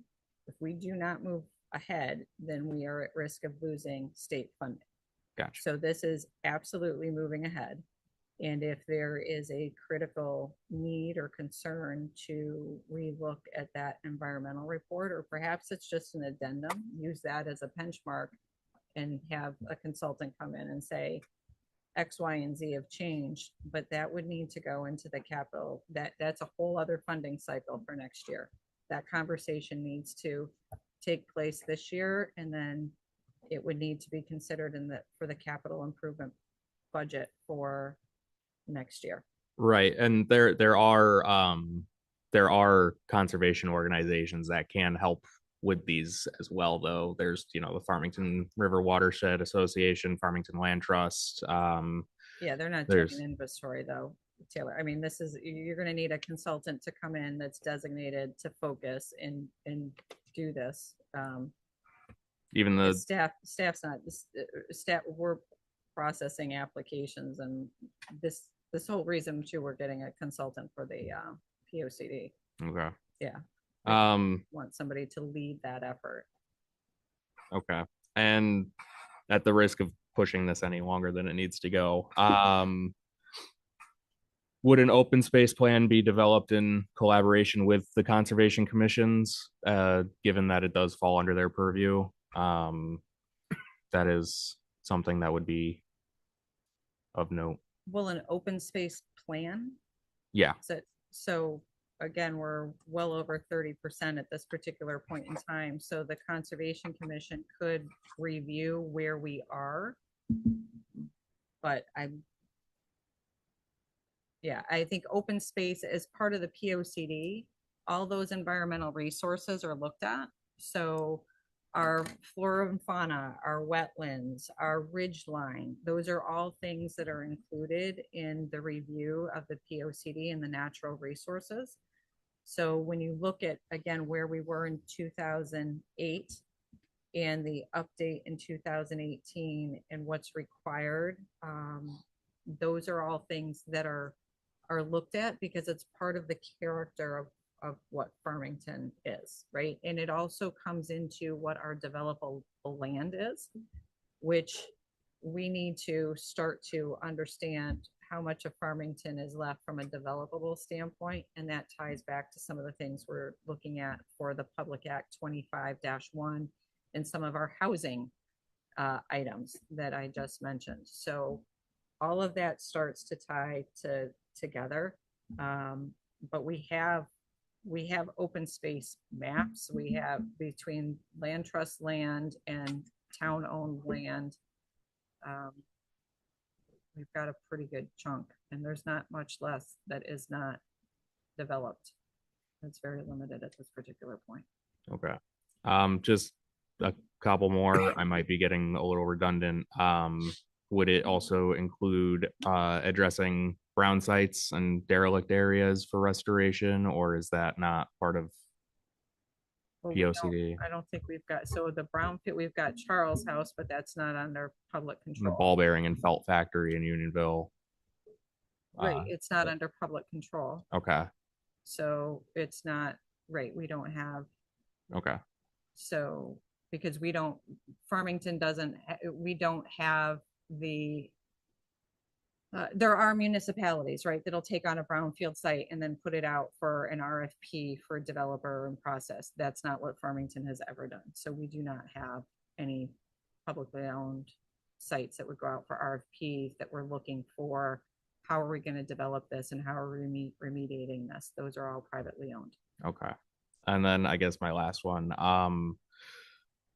and this is probably again redundant, staying consistent with farmland and environmental restoration principles by addressing invasive plants on farmland and cleaning up public open space. So farmland, including the North Meadows, the South Meadows, public open space being Tungus Mead and things like that. So farmland is, so one of the categories, again, if you go back to the 2008 POCD, I Right. think if you were to take a look at that and see, it was also then readopted in the 2018 POCD. I think if you take a look at that, you'll see that all of these categories are included with respect to the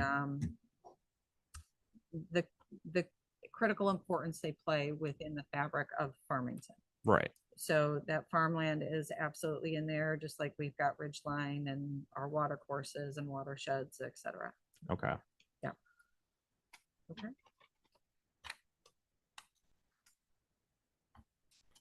You talked about taking the housing growth plan out of this. I think so. I'm just wondering, because can they make any recommendation? Because we're gonna have to decide on, if we go with progress, is it we go in 100% with what they're saying? And we can't make any tweaks to that?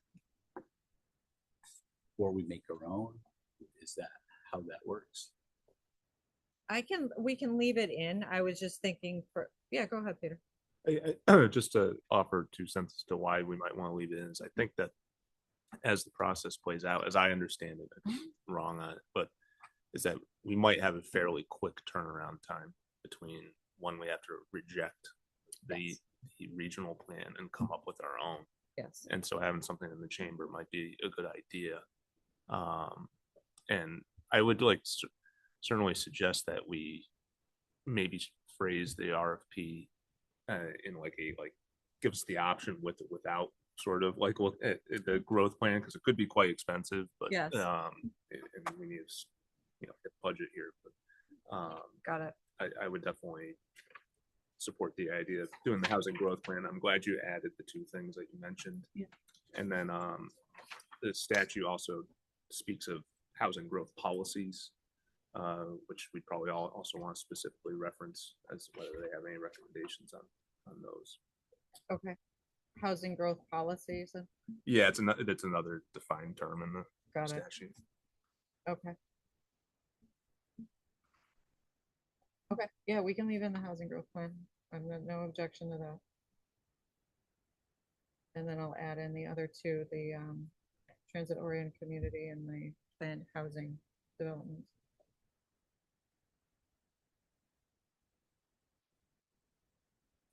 Shannon, can I ask a question about the document itself? So Uh-huh. if I understand it, it's sort of, it was created, I don't know when this was first done, but you referenced sort of I it think was, 1964, I found one when we moved. okay, so I think I found, yeah.